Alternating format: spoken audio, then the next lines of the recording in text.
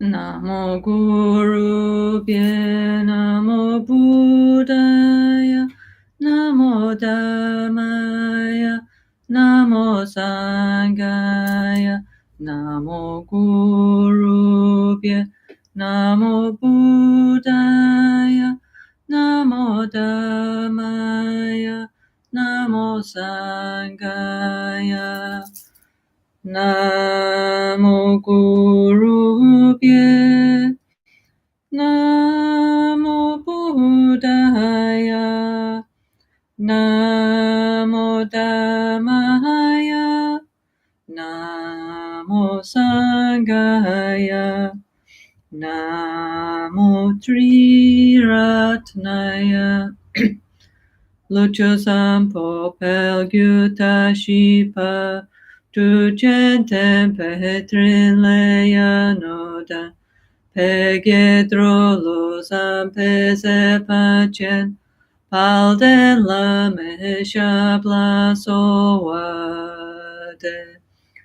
Oma Guru Vajradhara Sumati Muni Shahasane Kama Uttavadanye Sri Bhadra Vasamanya Sawasidi Homa Guru Vajradhara Sumati Muni Shahasane Kama Uttavadanye Sri Bhadra Vasamanya Sawasidi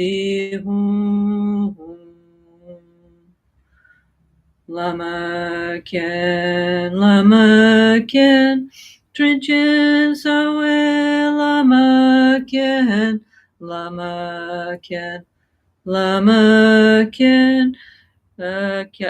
Kyapne Kuntu, Lama Ken,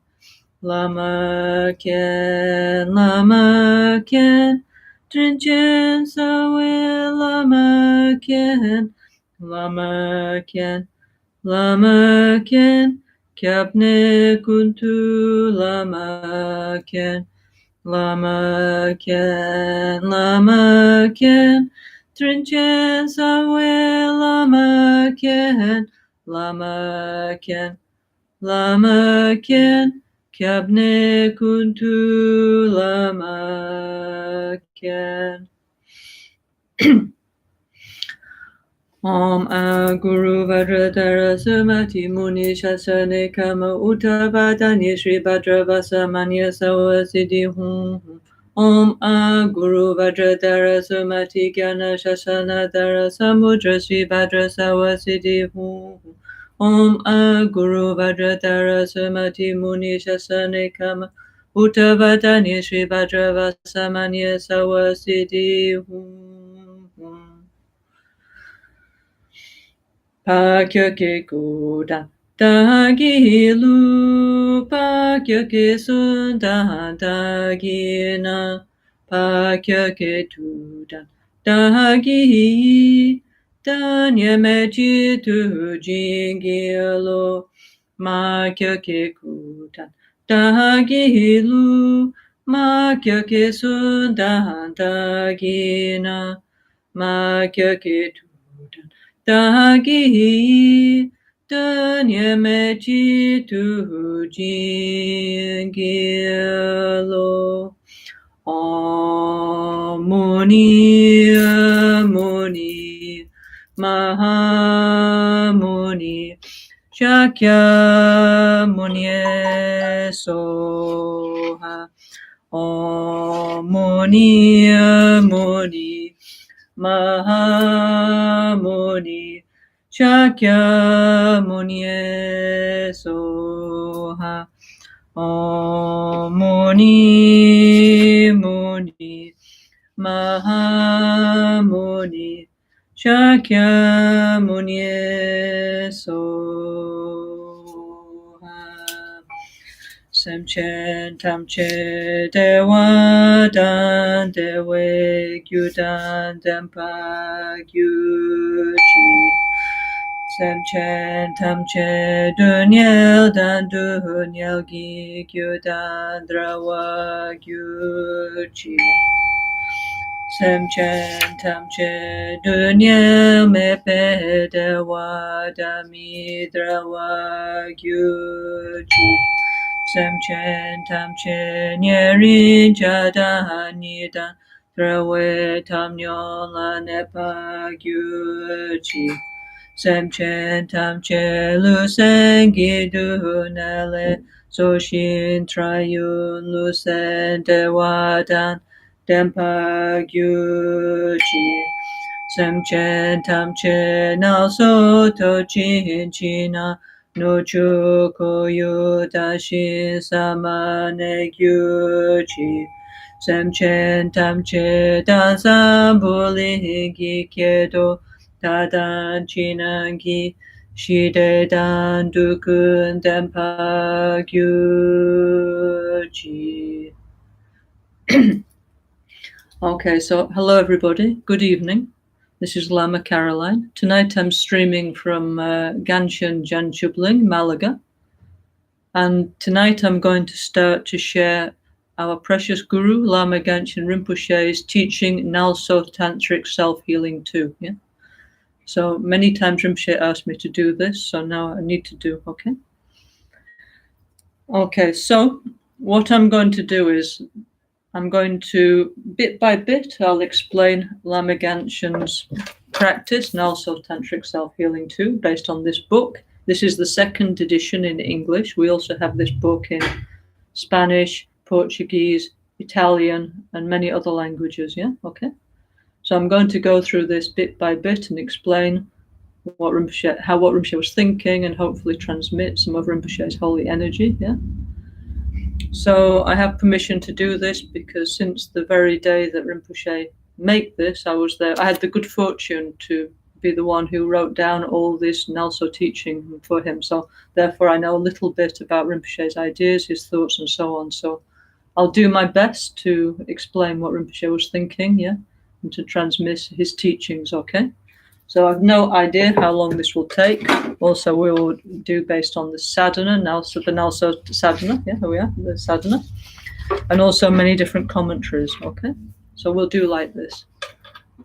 So we just started with the mantra Om Muni Muni Maha Muni Shakyamuni Soha, okay? So this is the mantra of Guru Buddha Shakyamuni. You can see above me, this is the image of Guru Buddha Shakyamuni, yeah? This particular tanka, this image actually is from the Jokang in Tibet, yeah? So many years ago I went there with Rinpoche and actually bought this, yeah? So I thought this is very appropriate, yeah? Rinpoche's first teaching when he came to the West for 10 years was one mantra, Om Muni Muni Maha Muni Shakyamuni Soha, and the 4 limitless thoughts, yeah? I just repeated the 7 limitless thoughts, yeah? But for the first 10 years when Rinpoche came to the West, when he came to Greece, to Italy, and then gradually through Europe, through the Americas, and then all over the world, working mainly as a healer, yeah? He shared mainly this, yeah? 4 limitless thoughts. So what are the 4 limitless thoughts, yeah? Okay, so the 4 limitless thoughts. The first one is Semchen Tamche Dewa Dan Dewe Gyudan Dempa Gyuchik. So that means may all beings have happiness and the causes of happiness, yeah? Okay? So all these thoughts are extremely profound, extremely deep, actually, yeah? Okay? Because all of us, we want happiness, yeah? Every single person, I think, more or less in the world, we want to be happy. The only thing is we don't know really what are the causes of happiness. We always run after the things that make us unhappy, no? So this is why Buddhism is very profound, very deep, yeah?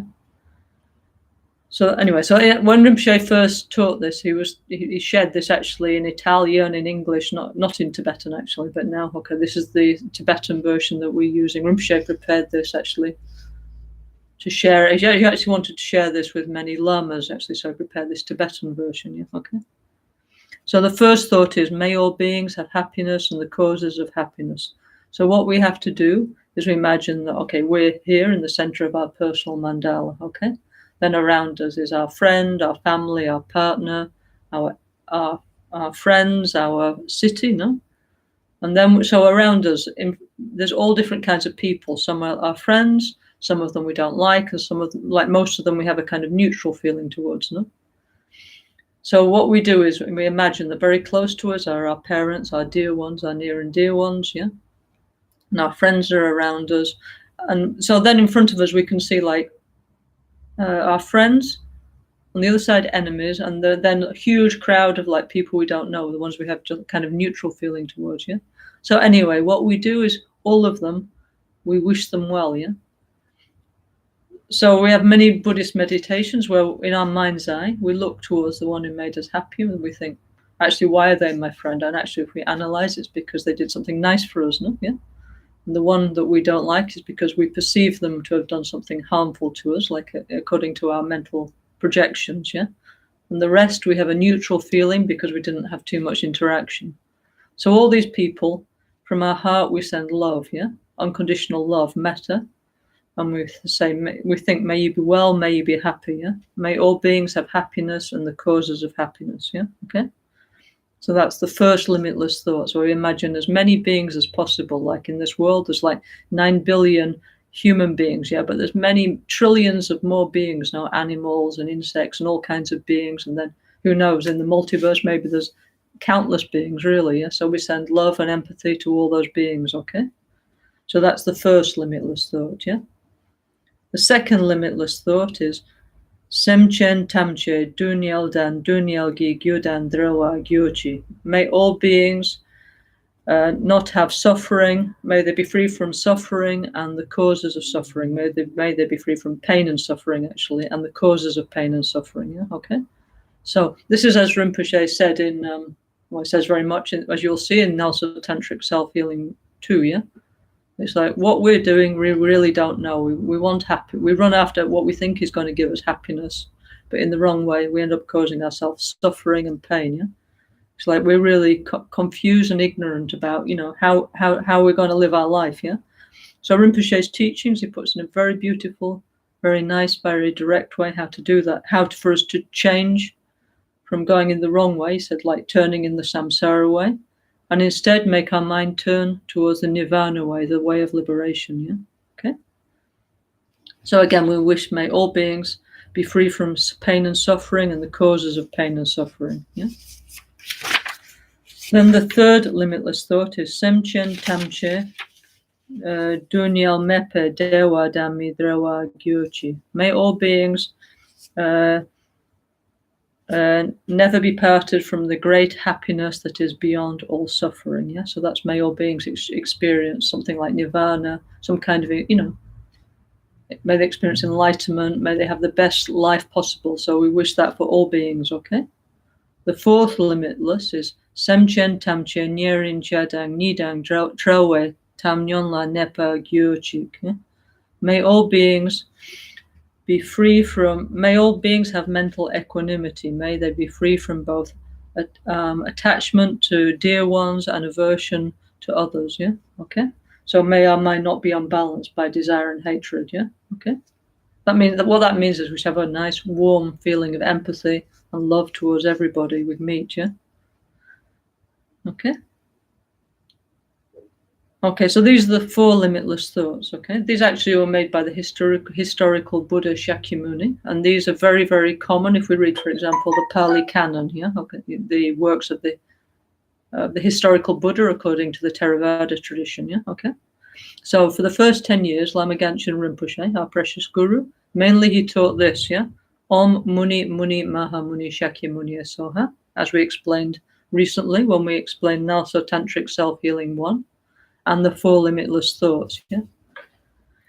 And so also when we were talking about NgalSo Tantric Self-Healing 1, we explained how actually we observed, you know, we who were with Rinpoche over those years, that people who, many people came to Rinpoche now with all kinds of mental and physical problems and suffering and sickness.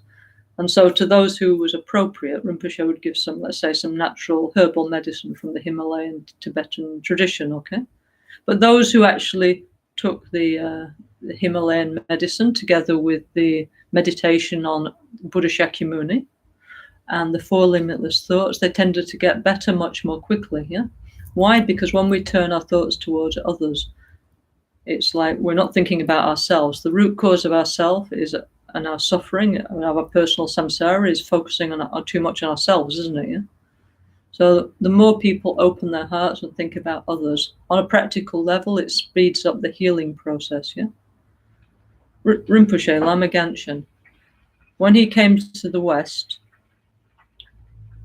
he said, okay, in the West, there's already many great masters, yeah, very erudite, great masters who can teach all the sutras, all the tantras, you know. So what I'd like to do is I'd like to come to the West as a healer, and I'd like to show the truth power of the Buddha's teachings, okay?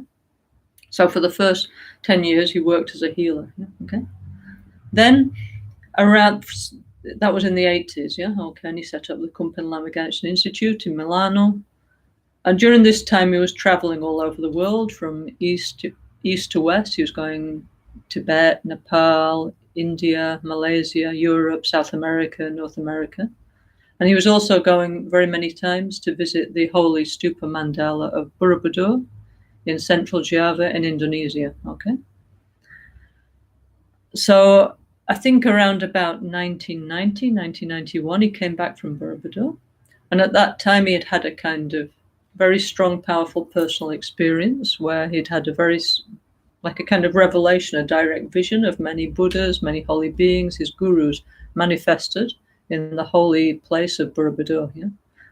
And Rinpoche requested them for one way where he could share his tradition, his healing tradition, his tradition that he learned from many great masters of the past Tibetan masters, and in the previous times from great masters like Kyabje Trijang Rinpoche, Kyabje Song Rinpoche, many others, yeah, many great masters he learned directly here. And he thought, I'd like to share my tradition, my healing tradition, with as many people as possible. Why? Because the world is in a very bad shape, yeah?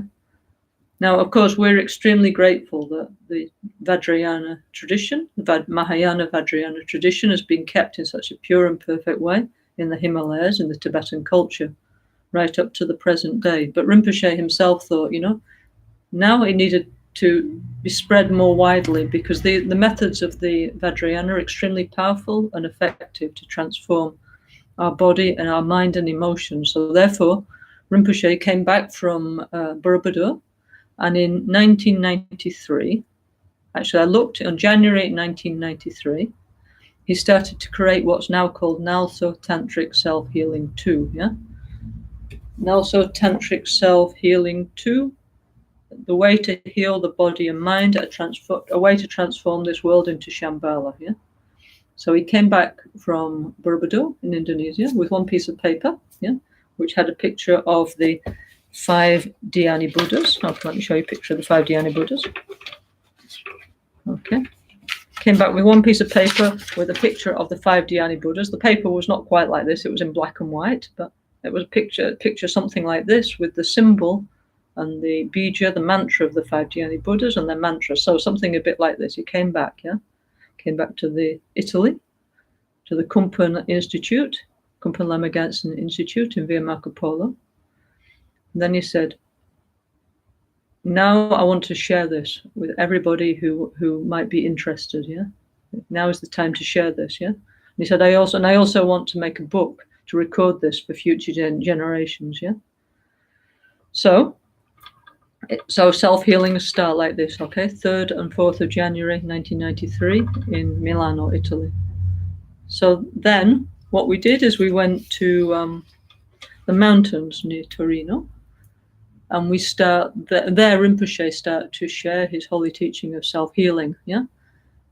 It was kind of like a revelation, let's say. It just, you know, he had it already planned in his mind, and what he said is, okay, he said, okay, I need to write this down. So as I was like the English persons there, yeah, okay. He said, okay, now we're going to make a book, yeah? So until then I've been sat meditating in a corner, very happy. So I said, okay, now we're going to make a book. So I thought, okay, so at that time, Rinpoche didn't speak very much. Yeah, he used to say, you know, mainly used to do puja. Yeah, so I thought, okay, this won't take very long. So I got one little book like this size. Yeah, and I said, okay, that will be enough. Yeah. and a pen. I said, okay, please, Rinpoche, please kindly start, yeah? So then he started, and after that, for the next 30 years, fortunately for us, Rinpoche never stopped sharing his holy, precious tradition with us, yeah? Okay? So anyway, so self-healing start like this. First in the mountains near Torino. And please, our friends who were there, please help me, remind me of the details, okay? Also, if you have any photos, please, my memory, okay, is one thing, yeah? Also, I write down, but please, our Sangha members who were there, help me to record the history of the NgalSo tradition, okay? So first we were in the mountains near Torino. I remember it was very cold, yeah? Okay, and there Rinpoche start from the beginning. And I have it written down here in my notes. Afterwards I'll explain. He said, okay, now we're going to do Namo Guru Bye, we're going to do Locho Zampo. And he explained stage by stage all the stages of the meditation we were going to do, yeah? Then he started to test it on us. He said, now do this, now do that, okay? And as Nune said the other day, we also had to dance, yeah, okay? As we were doing it, yeah, okay? So first we were in Torino, yeah, in the mountains near there. Then we went to another place in Italy called Velletri, okay? One beautiful place. Actually, it was January, but very warm, very beautiful place full of flowers, yeah? And there we were actually doing a retreat on Vajrasattva.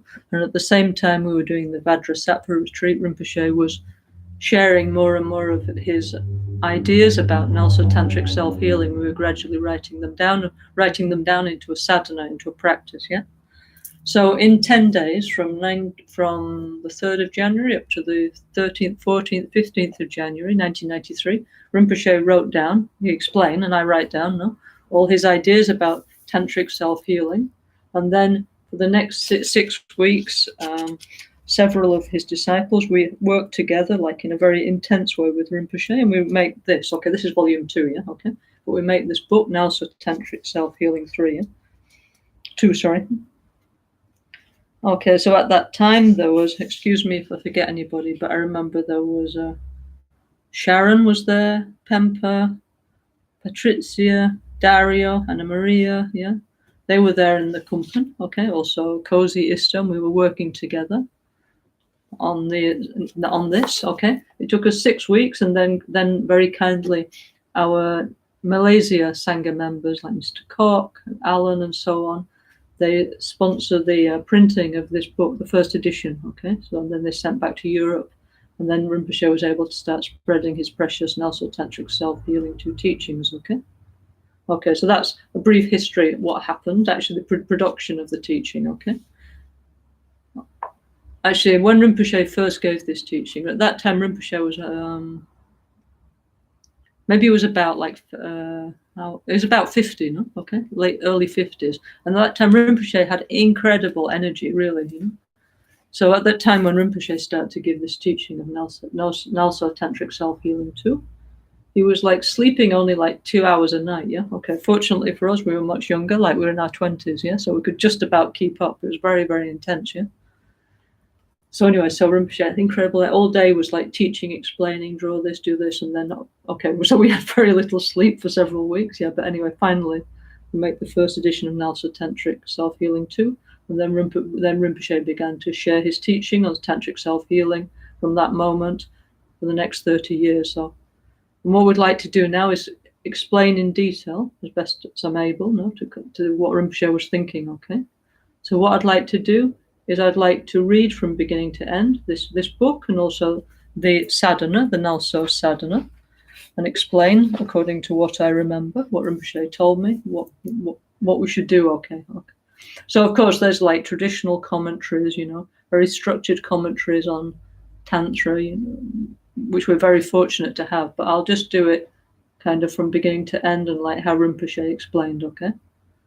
And Rinpoche explained in a kind of multi-dimensionally in all kinds of different directions at once. So I'll also consult my notes, and then we'll try bit by bit, okay, to understand better. And as Rinpoche said before he passed into the parinirvana, into the clear light, we should go more deeply into his teachings. So I thought it would be nice if we could do that together. Also for me too, by the way. I want to go more deeply into this practice, yeah? Okay, so that's enough talking, okay, about the sort of background, okay? So let's start. So Rinpoche always said we need to start with the cover. Okay, here's the cover. This is volume 2, actually, yeah? On the front is a picture of Rinpoche in Borobudur, yeah, who's holding a flower, because he always said we need to talk about developing the inner peace garden, yeah. And that was a very, very big image that Rinpoche always gave us, yeah. And for Rinpoche, as you see, is in Borobudur, Stupa Mandala in Indonesia. And for Rinpoche, one of the most important holy places of his life, and he went to hundreds and hundreds and hundreds and maybe thousands of holy places throughout the whole world, not only of the Buddhist tradition, also of the Hindu and Christian tradition, but one of the most important, powerful holy places for Lama Genshin Rinpoche was the Borobudur, or as it's called in Sanskrit, Bhumi Sambara Stupa Mandala of Java, yeah? Okay, and he took us there many, many times, and for us it's kind of like somehow, let's say, the origin, it is actually the origin place of the NgalSo Tantric Self-Healing, okay, in the sense that Rinpoche had his revelation there. Although, of course, finally it was within Rinpoche's own mind stream, of course, yeah, okay. Anyway, so it says TYS Lama Genshin, okay, Trinli Yapel Srestra, that's Rinpoche's name, no? Lama Genshin, Self-Healing 2. Okay, it's called Self-Healing 2 because we just read Self-Healing 1, okay, which is the transcript of the retreat that Rinpoche gave in Campos de Jordão in Brazil in the late 80s, okay? So this is why this is called Self-Healing 2, yeah? So Tantric Self-Healing of Body and Mind, a method to transform this world into Shambhala. NgalSo, How to Relax Body, Speech and Mind, Lama Genshin Peace Publications, yeah? Okay, so already a lot of things to say there, okay? So self-healing, okay? So Rinpoche always this is actually Rinpoche said, you know, he said self-healing. We need to. He said this is on many, many, many different levels. Yeah, in the 80s and 90s, no, there was all kinds of books about self-help, you know, which also Rinpoche was aware of. You know, okay, you need to, I don't know, fix your emotions, fix your diet, heal yourself, do yoga, all this kind of stuff. Yeah. So Rinpoche said, okay, the historical Buddha, he wanted everybody to find a path to happiness, a path to healing, a path to liberation, a path to enlightenment, yeah? So Rinpoche said that actually the Buddha's wish that anybody could have access to the Buddha's teachings, yeah? So actually these teachings and NgalSo Tantric Self-Healing too are from a very powerful lineage, yeah? Okay, we're from the Gelugpa tradition. Within that, we're from what's called Ganden Nyengu. That means the oral tradition of the Gelugpa tradition. Gelugpa means the lineage of Lama Tsongkhapa, a powerful, great enlightened yogi master from the 14th century, yeah, okay? The yellow hat tradition of Tibet, yeah, very famous now, yeah, okay? So we're from what's called the Ganden Nyengu branch of the Gelugpa tradition, yeah? Okay, and within that, we have so many incredible, beautiful teachings of Sutra and Tantra preserved that passed through our lineage masters, the Tibetan masters, and back through the ancient Indian masters, many of them back to the historical Buddha, Shakyamuni Buddha himself, okay? So we're very lucky that we have this powerful living tradition, yeah? So Rinpoche thought that his tradition, okay, is fantastic, but you know, he was brought up as a tulku, no? Like a reincarnate Lama, was recognized when he was very young, when he was enthroned when he was 5 years old and taken to the monastery. So he had that classical Tibetan monastic education, yeah? And he obviously knew 100% about that. But what he thought is, even though it was incredibly powerful and wonderful, that most modern people didn't have time to go through that training. So he asked permission for his gurus and Buddhas and all the Buddhas and Bodhisattvas, Dakas and Dakinis who manifested to him in Borobudur, and asked if he could share the essence of this tradition to anybody in the world who might be interested. And they gave his permission, yeah? They gave their permission that he could do so, yeah? So then he made this, yeah? Self-healing, okay? So Rinpoche always said that self-healing meant that, for example, if we want to use Rinpoche, this practice, yeah, because we're unhappy and want to bring ourselves back into balance, that's fine. If we want to use it for a way of healing our body, and we'll go on to this later in the next few weeks and months, yeah. Why we can use meditation to heal our body is because our body and mind are related on a very deep level. So what we think affects our physical health, and vice versa. Our body and what we eat and the weather and so on affects our emotions, yeah? It's interrelated, yeah? So therefore, we can use our mind, our meditation, to balance our body and mind, bring our 5 elements and what's called the 3 humours, the 3 doshas, back into balance. So Rinpoche said, if you want to use self-healing for that, it's fine, yeah? You can also, and he said, but also if you want, you can use it as a way to free your mind, as a way of enlightenment, yeah? So it's entirely up to us how we want to use this, yeah? So it's very kind, yeah? Okay? To open up the Vajrayana tradition for absolutely anybody who would like to follow, okay? Okay, and also, of course, but also self-healing. Finally, deeply, it means we need to overcome our sense of self, what we call dagzin and chezin, our self-grasping and self-cherishing. That means me and me first. Yeah, okay. This kind of the selfish feeling that everybody has, you know, innately somehow. Yeah, we've seen little children, no, and adults are just the same, but we're socialized to hide a little bit. No, okay. So there's many, many, many levels of self-healing, yeah, okay? So anyway, so we can take it on whatever level we like, yeah? Rinpoche also used to say, because we used to live in Milan, no? So Rinpoche all the time was traveling everywhere. He was going to Switzerland, everywhere, you know? And around Milano, we have, on the motorway, we have one thing called auto grill, yeah, okay? Auto in Italian means like self, yeah, okay? So I used to see this big, like, huge sign on the side of the road, auto grill, all the time. So he always said one of the reasons that you call it self-healing is because of this. He saw all the time this big sign which says self, you know, on the side of the road. So he said, we need self-healing, you know, like very powerfully, you know, like the self is so manifest everywhere that we need to make it, instead of auto selfishness, we need self-healing, yeah? So he always said that was one of the reasons he called it self-healing, actually, yeah? Yeah? Okay, so tantric self-healing of body and mind. So the body and mind is on very many different levels. So in this book, in Rinpoche's teachings, we will explain how to heal the gross, subtle and very subtle body and mind, okay? So not just the normal body and mind, which already is something not to heal, not so easy actually, but that's just one level, yeah? And beyond that, we have very much more powerful and subtle bodies and subtle minds, actually, yeah?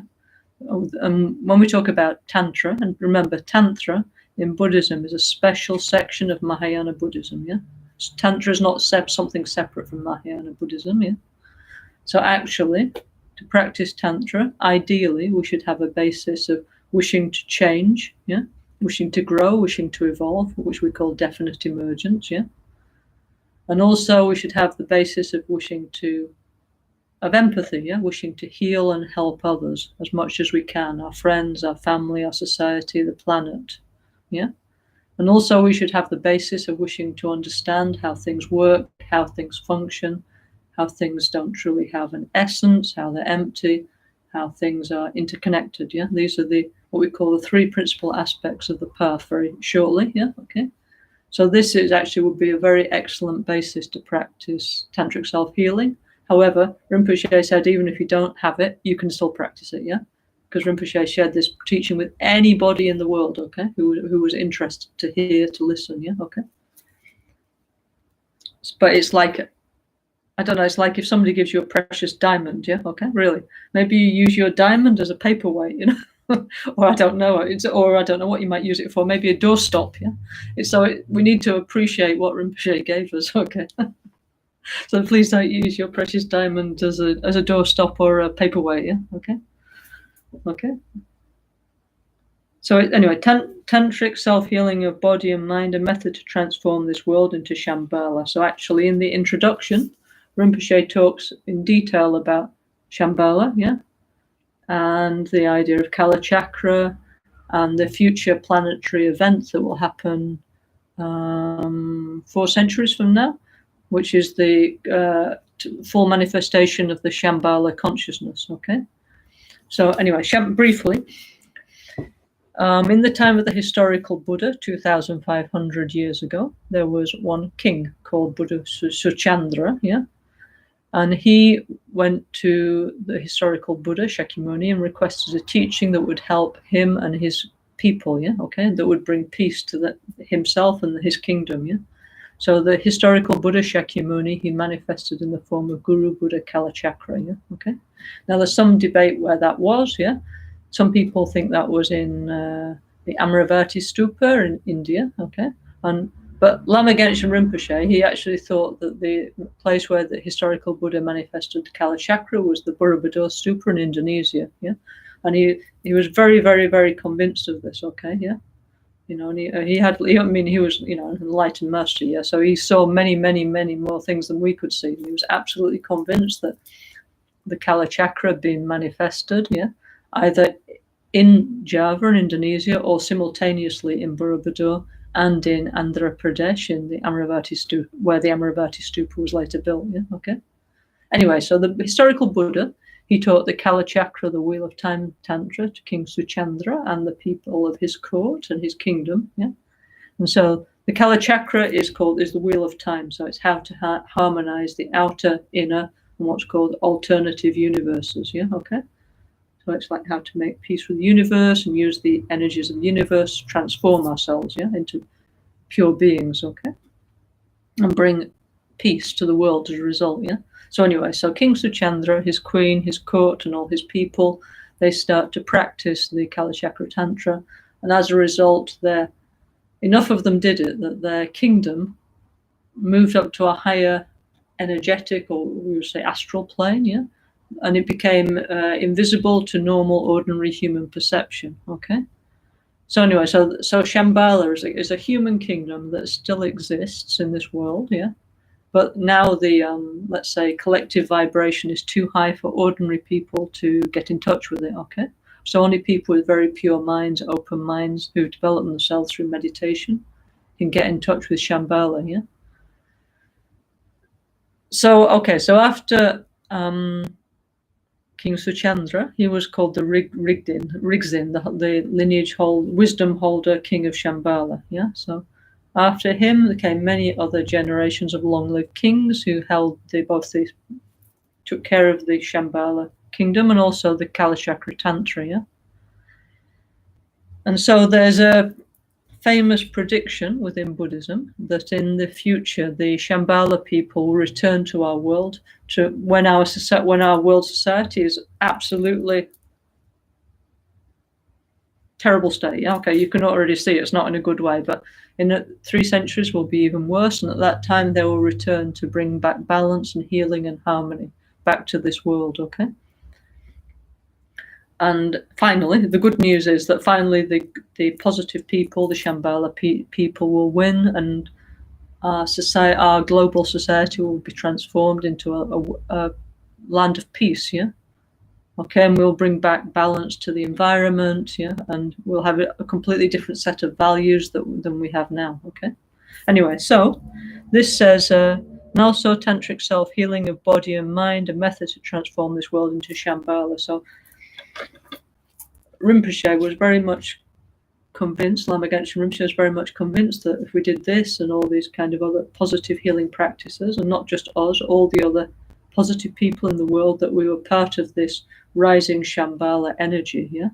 And so this was one of our contributions to world healing, world peace, improving the environment and so on, yeah, okay?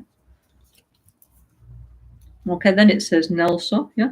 So NgalSo, actually, in Tibetan, NgalSo means something like relax, yeah? Or literally it means when you're very tired, take a rest and recover your energy, yeah? So Rinpoche always said all of his teachings and the Buddha's teachings could be subsumed into these 2 syllables. Nel and So, there's the Western one, or here in the Tibetan, Nel and So, yeah? It's two parts, yeah? 2 syllables, yeah? So he said the first part, Nel, can't pronounce very well, sorry, Tibetan friends.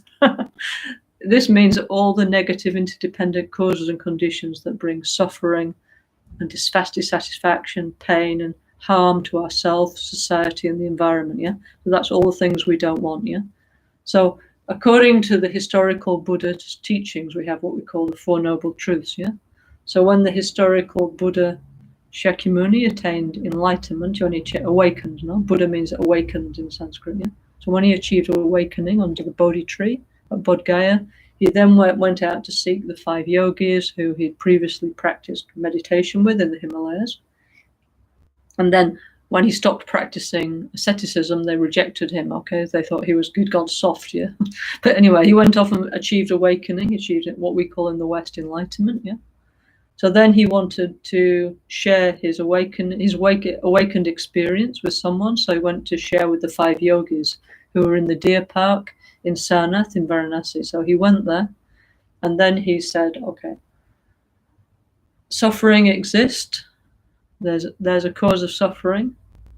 It's possible to achieve a cessation of suffering, and there's a path to achieve that. Yeah, okay, and that's what we call the 4 noble truths. Yeah, okay, yeah. So suffering exists. Okay, there's all kinds of different. Anyway, this is the famous basis of Buddhism. No, okay.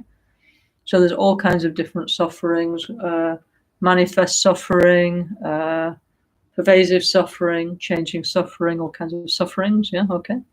And there's a cause of suffering. What's the cause of suffering? The cause of suffering is our own karma, our own action, and our own delusions, desire, hatred, ignorance.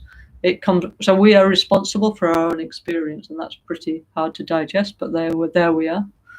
This is what the Buddha said truthfully, like we're responsible for our own experience. So the Nel part of the word, NgalSo, yeah?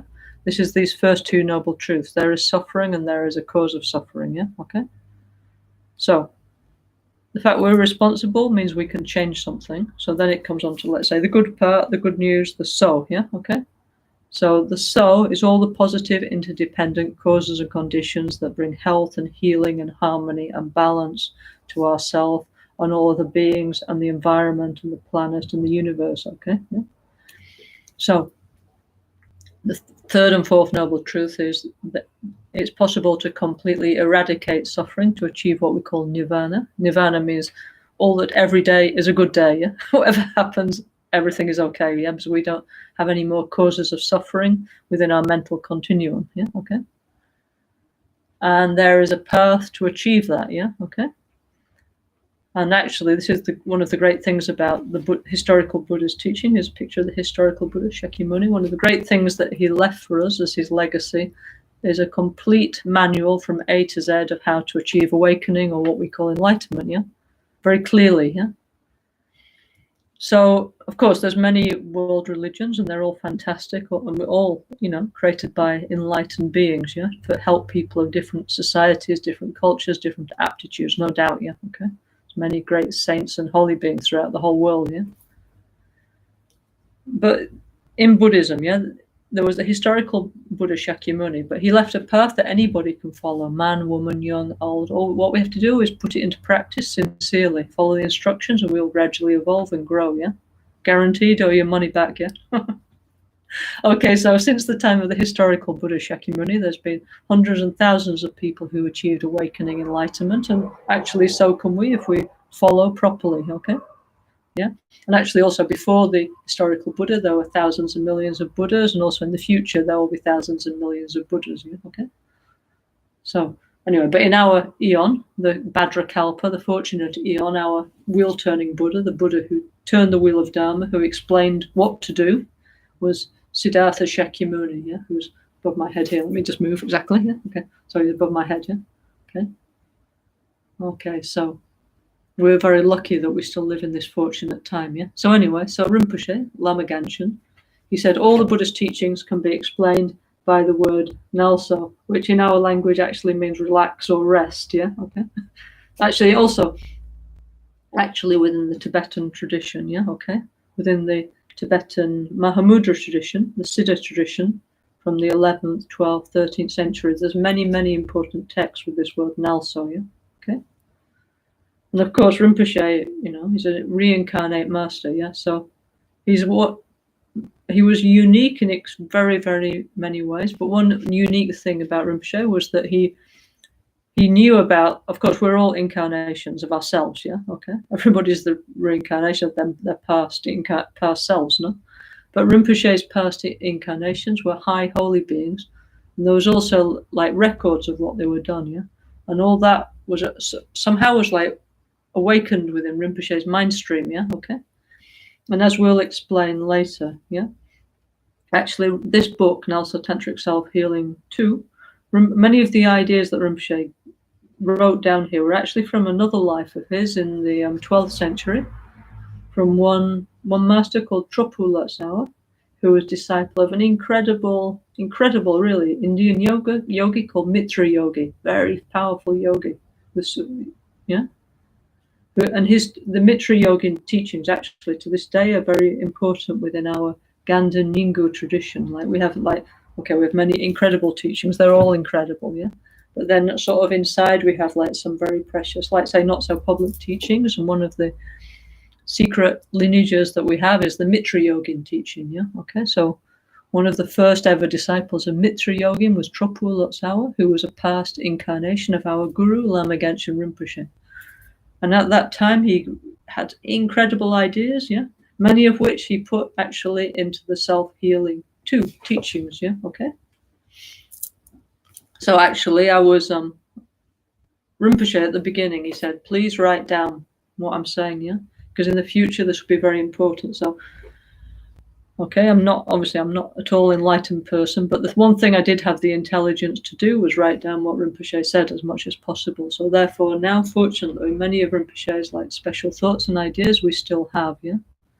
So Rinpoche had this very special vision of many Buddhas and Bodhisattvas, Gurus, Dakas and Dakinis manifesting, not just his fantasy, really manifesting, truly. And these things are true, by the way, yeah, you know. Truly manifesting in front of him, okay, and he spoke to them I can speak to you, okay, directly like this. So he spoke to the Buddhas, his gurus, and asked for permission. They said yes, that he could share the essence of our lineage, okay. And so then when Rinpoche came back to the West, to Italy, actually what happens now, I'm looking through all the notes, yeah. At the time it was so many incredible things happening at the time, even I didn't really realize what was happening, but unfortunately I wrote right down. No? So at that time, actually, Rinpoche had just received also a copy of what was called the Magic Book of Tropu Lotsawa, yeah? The teachings of Mitra Yogin and all the special teachings of Tropu Lotsawa, his past incarnation, yeah? So he had this, what he called his Magic Book, yeah? It's 2 volumes, yeah, okay? And he'd had this book in India, yeah, okay? So incredible meditations inside there, okay? But fortunately for us, no need, before we start panicking, 1,500 pages in Tibetan Ume handwriting medieval script, no need to panic, because Rinpoche took out the main important bits that he thought was relevant for us from this holy, powerful text, and he presented it as NgalSo Tantric Self-Healing, okay?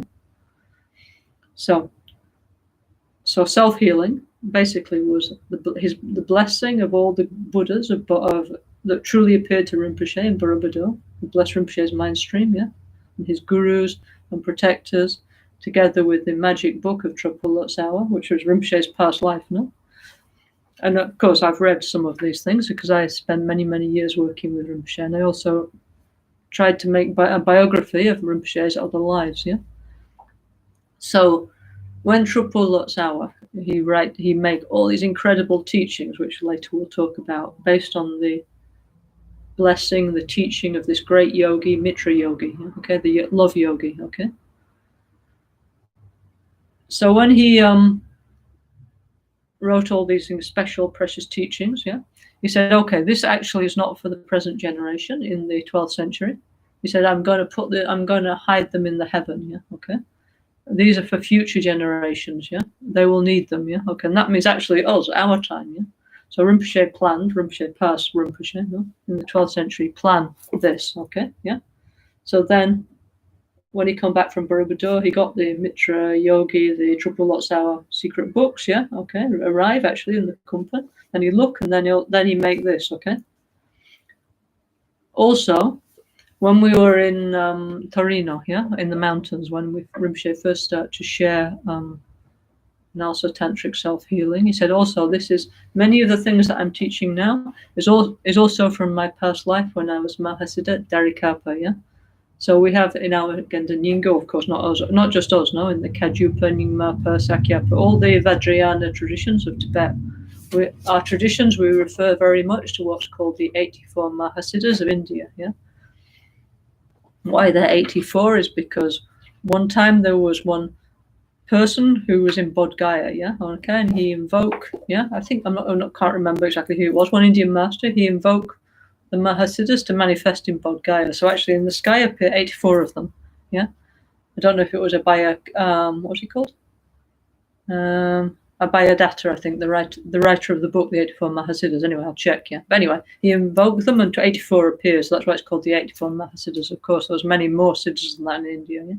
But anyway, within the 84 Mahasiddhas, 2 of the siddhas actually was also Rinpoche's past life, Mahasiddha Dharikapa and Mahasiddha Lakshminkara, okay? So at the time when we were in near the mountains of Torino, and we were first starting to do self-healing, doing all this, yeah?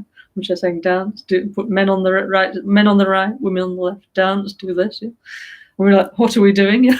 And he said, actually, this is actually from, Rinpoche said, this I remember clearly, he said, what I'm sharing now, it took me 12 years to learn when I was Mahasiddha Dharikapa, yeah? But now I like to give you this wisdom, this possibility of enlightenment in a very easy, soft way, because he said, when I was Dharikapa, the way I had to practice was not so easy, so soft, so nice like the way I'm sharing with you. But anyway, now it's this kind of time. So please follow NgalSo Tantric Self-Healing too, yeah? And you will receive the same wisdom, same insight if you truly practice like I did when I was Mahasiddha Dharikapa in the 9th century in India, okay? So I remember him clearly saying that, yeah? Okay. Anyway, so NgalSo, how to relax body, speech, and mind, yeah? Lama Caroline Peace Publications, yeah, at the bottom. Can you see? Okay, that was the name of still is now the name of Rinpoche. All Rinpoche's books, sadhanas, everything we publish is under the name Lama Caroline Peace Publications, which is under the Kumpen Lama Caroline Buddhist Institute of Milano, Italia. Okay. At the bottom, I don't know if you can see, there's the Rinpoche's flying Vajra symbol. Yeah. Now this actually was from a dream by the Oracle of the World Peace Protector. Yeah. Okay. So Rinpoche has very, very close connection with many, many Dharma protectors, such as Paladin Lama Sri Devi, our queen of Ganshan, and also the world priest protector, Vajra Vegavan, our great king, okay? We have actually we've got many, many Dharma protectors, actually, yeah? But principally we have our great king and our great queen, okay? So one time Rinpoche went to one of the oracles of the great king, Vajra Vegavan, in Nepal, and the Kutan, the oracle, he had a dream of this, of a Vajra flying with wings, yeah, okay? And this represented Rinpoche. Now, this was in the 1980s, late 70s, actually, before Rinpoche started to travel around, yeah? So actually, when I first saw that, I always thought Rinpoche had copied like we used to travel like very, very, very often around the world with Rinpoche, because he was such a famous master, yeah? And on the screen, on the plane, there was always, in Lufthansa, there's like it's like Lufthansa thing with wings flying across over. At first I always thought Rinpoche had copied that, yeah. But actually it was not. It was from the dream of the oracle of the great king protector, yeah. And that was a symbol of how Rinpoche was going to fly all over the world and share inner and world peace teachings, yeah. And Rinpoche, every year for many, many years, he was going like 3 times around the world. I don't know, we calculated, I think he went every year to the moon or back or something. He used to fly so much, like in the 80s and 90s and 2000s and so on, yeah? I know these days we think, it's not ecological and all that, but actually Rinpoche had an incredible purpose, yeah, okay? It was, it was really great meaning for Rinpoche to travel and spread like his lineage, his holy teachings around the world, yeah? It's not like us going on holiday, like just wasting air fuel for nothing, yeah? Just for our own selfish purpose. He did it for others, okay? Anyway, so that's Rinpoche's symbol, the flying Vajra, okay? Okay. Okay, so what time? 10 to 8, okay? I will go on till just before 9, okay? I'll try not to go on more than 2 hours, because then it's easier for my friends who, like Sharon and many other friends who are kindly transcribing these teachings, okay? To extract them from YouTube, okay? Okay, so anyway, we have time, no? Okay, no problem, yeah?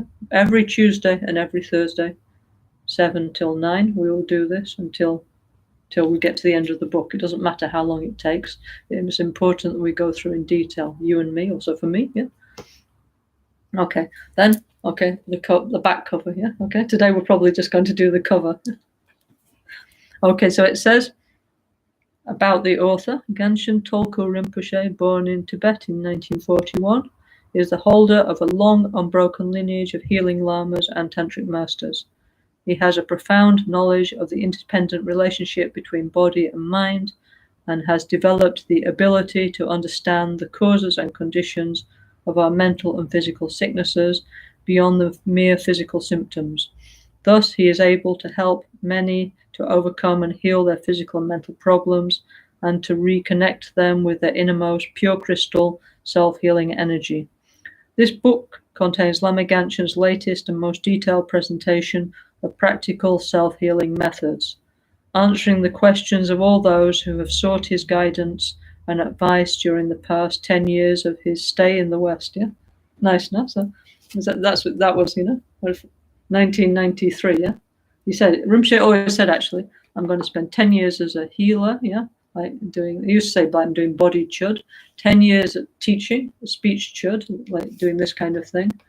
10 years meditating, mind chud, yeah. But fortunately for us, actually, Rinpoche spent 40 years, and he said that thanks to all the prayer and good wishes of his Sangha and disciples and friends around the world, actually his life was extended, actually 10 years more than it was predicted to be, So actually Rinpoche stayed 40 years, not 30, like he was saying here, yeah, after what he was thinking here at that time, yeah, okay.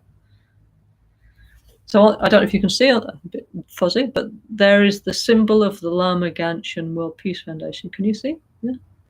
So this is another thing that Rinpoche did, was also very happy about. In 1992, in July, he made the Lama Genshin World Peace Foundation, which is based in Madrid, Spain. Yeah, okay. And it became the basis for Rinpoche's humanitarian activities, of which there were very, very, very many, especially through the actions of the Lama Genshin Help in Action Association, yeah, which has done incredible charity work in India, Nepal, Mongolia, and excuse me if I'm forgetting anywhere, but they've done incredible things, yeah, and they don't just help Buddhists, by the way, they help anybody in need, yeah. So, for example, in Kathmandu, in Nepal, they've helped many, many, many poor Hindu families, like, for example, educating poor children so they can go to school. They opened health clinics, also together with Seton Gyume, Rinpoche's Jindala. Yeah, they built like clinics, mother and baby clinics, Ayurveda clinics, dentists. They had a peace radio. When there was the earthquake, they brought all kinds of building materials and water purification and blankets to the people in need in the villages outside of Kathmandu. They'd really, really, really do a good job, yeah. Also, of course, they support like monastic people entering the Buddhist monasteries in India, Nepal, Tibet, and so on. They helped to restore Genshin Monastery in Tibet, all kinds of incredible things, They planted 30,000 trees in around the Genshin area. They did all amazing things, and they still are doing. If anybody likes to, interested in the Help in Action, it's really, really a wonderful charity, and also run by 100%, 1,000% completely honest people who never took one penny, €1 for themselves, So it's really, really a worthwhile charity. So anyway, so if you're interested, you can look on the NgalSo.org website if you're interested in that. Yeah, it's a really, really nice thing to do. You can, like, for example, you can help one child have an education in Nepal, or help an old person who's sick, or help a monk or a nun. All kinds of super nice projects. Anyway, the Lama Genshin World Peace Foundation, mainly they do two things. Yeah, one was this interreligious dialogue between the religious traditions in conjunction with UNESCO. Yeah. Hopefully I'm getting this right. Yeah, we're together with the United Nations. They have like this. They have many meetings of like spiritual leaders. Yeah, so then Rinpoche was able to go and participate. Yeah.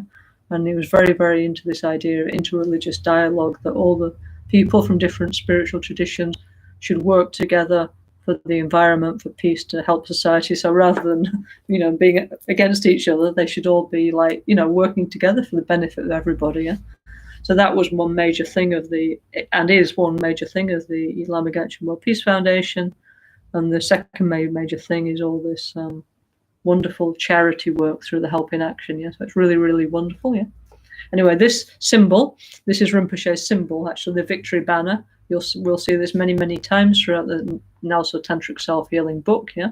And actually, it's Rinpoche's symbol from his previous life, actually now his 2 previous lives, actually, now. When he was Kachin Sapanla, who was a very powerful yogi, who Tunla, Rinpoche's nephew, was talking about the last time I was streaming, no? Okay. So there is the symbol of Kachin Sapanla, which is the victory banner with what we call the 3 impossible animals. So that means there's 6 animals that normally cannot get on at all. Yeah? Maybe I'll show you a better picture. I don't know if you can see anything through the streaming. But in the book, there's many, many pictures of the victory banner. Yeah? Let me find you one. Okay, I don't know if you can see, but anyway. Can you see that? Okay, this is a victory banner. Okay, this is one symbol that Rinpoche, Lama Caroline Rinpoche, liked very, very much from his past life.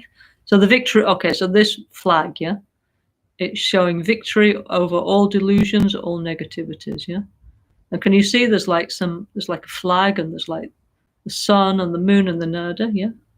And the very tantric, no, there's the 5 colored flags, the 5 energies, purifying the 5 elements. But on the flag, I don't know if you can see, there's like 3 kinds of animals. On the top, there's like a lion eagle. In the middle, there's an otter fish. And at the bottom, there's a conch macara. Yeah, macara is a kind of crocodile, yeah. Okay, now these are 3 animals that normally don't get on at all, yeah? Why they don't get on is because they're competing, yeah? So the eagle and the snow lion are competing for the peak of the Himalayas, yeah? The otter and the fish are competing for the river, and the conch and the macara, it's a kind of crocodile, are competing for the deep oceans, yeah, okay? So normally they don't get on at all because one either competes or eats the other, like otters eat fish, yeah? Apparently crocodiles eat conches, yeah? So anyway, but in this case, this symbol, it's like they're like hybrid animals, you know, like half and half. So what it means is, Rinpoche always used to say, impossible is possible, yeah? So it means even like conditions complete opposite, complete wrong, completely upside down, but put together, everything becomes perfect, everything becomes possible. And that was really what Rinpoche was like all the time, yeah? Everything impossible really became possible, yeah? And also, another thing that always used to impress me around Rinpoche, there was many things that used to impress me, but one of them would be in a room, let's say in a Rinpoche's house, no? In Milan or somewhere or anywhere around the world. And he'd have all kinds of people in the same room that normally would be like these animals, not possible to be together, like complete opposite. But they'd all be like, I don't know, left side, right side, rich, poor, like normally not possible, absolutely impossible that they can stick together, you know. But they'd all be there, like completely happy, enjoying, you know. It's really something I always was very impressed about that, actually, you know. But really something impossible, possible, yeah. Anyway, so that's Rinpoche's. We'll talk about that more in more detail as we go through the book, yeah. But that's Rinpoche's symbol, and it's on top of the snow mountain. So Ganshan means snow mountain or Himalaya, yeah. Like Lama Ganshan means Lama Himalaya, yeah. Okay. And also Rinpoche's place in Tibet is called Ganshan, yeah, Himalaya, yeah, or snowlands, if literally, yeah. Okay. So it's on top of the. I don't know if you can see anything. It's on top of the world, yeah. See that? There's the world, yeah. And on top of the world, actually, Rinpoche made me draw the first one of this, so I know. So Rinpoche, actually, those days, cut and paste was cut and paste. We used to draw them and then cut and glue them, yeah. Okay. Anyway, so we cut and paste a picture of the World Peace Buddha, like the one in Kumpan. The World Peace Buddha sending all the energies of peace down to the world, and behind is the Bodhi tree with peace in all the languages of the world, yeah. And then around is like this kind of double cross Vajra, so that means stability and the ability to act in all different ways, in all different directions, yeah. And then what does it say? It's very small, I can't see. What does it say? Let's see, get a bigger one. I think it says Lama Caroline World Peace Foundation, I think 1992, yeah. I believe, yeah. Let's see if I can find a bigger one, yeah. And then then around is the like laurel and the victory wreath, or actually of the United Nations, because Rinpoche was super delighted when his NGO was recognized, yeah, by the UN, and it was super important for him. Like that he was able to work and do the spiritual forum and also the helping action, and he felt very, very, happy about that. Yeah. So it says United Nations affiliated non-government organization, Lama Caroline World Peace Foundation, still doing good actions to this day. Yeah. Okay, so actually, see, there's like this kind of wreath thing. Yeah, like it's like a laurel wreath, like like in the Olympics. Yeah. Okay, at least in the ancient Olympics, they used to give the victors those laurel crowns. Yeah. Also, the Roman emperors used to have that. There's their like symbol. Yeah. Okay. So I'm not sure exactly why the United Nations have it. I've no idea, but I'll tell you one nice story about Rinpoche and his past lives regarding a laurel crown. Okay. So Lama Genshin has had, of course, like everybody, many, many past incarnations, but the difference is his are enlightened ones, and also he had some like flashbacks, some kind of connection continuum with his past incarnations. Yeah. Like we ordinary people, we can't remember what we did, and if we did remember, we wouldn't want to. Rinpoche used to say that when we incarnate, when we die, when we take rebirth, it's kind of like the shock of incarnation is like it like knocks us out and we kind of black out, we lose our memory. I always had this idea of like somebody diving into a swimming pool without any water. I have two friends who actually did that, yeah, who bashed their heads. So, you get like strong shock, like, yeah. An amnesia from hitting your head on the swimming pool, yeah? So, for sure, if we could remember our past lives, it would be overwhelming because our minds are not ready for that, yeah? But for high holy beings, yeah, then they can, like, tap into the continuum of their past lives. They say, I think it's on the third bhumi or something, then we can, if I'm correct, yeah? The memory of our past lives opens up, yeah? Okay? Okay, so if you can't remember your past lives, it means you're not on the third bhumi. It's easy to know, okay? Yeah, anyway, so Rinpoche had many, many past lives. I now I forgot how many we know about, but one of the past lives that you probably don't know about is that he was Greek, yeah? Ancient, yeah? He was a European. He was from ancient Greece, yeah? And he was the priest of Apollo in Delphi, yeah. So in the ancient Greek times, yeah. Okay, like I don't know, like this is like 2000 something years ago, 2003, 400, 500 years ago, yeah. So then in that time in Europe, of course, we worship our ancestors. We worshipped the planets like Jupiter, Saturn. Yeah, they were our gods, no? The planets, Jupiter, Saturn. It's like like the days of the week, no?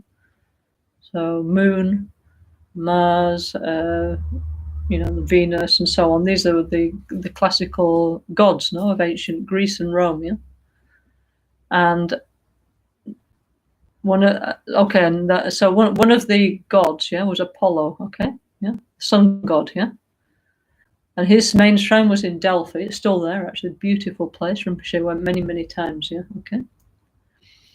And he was the last priest of the temple of Apollo. And in the temple of Apollo, they had like the Pithika, I think it's called. It's like the oracle priestess of Apollo, yeah.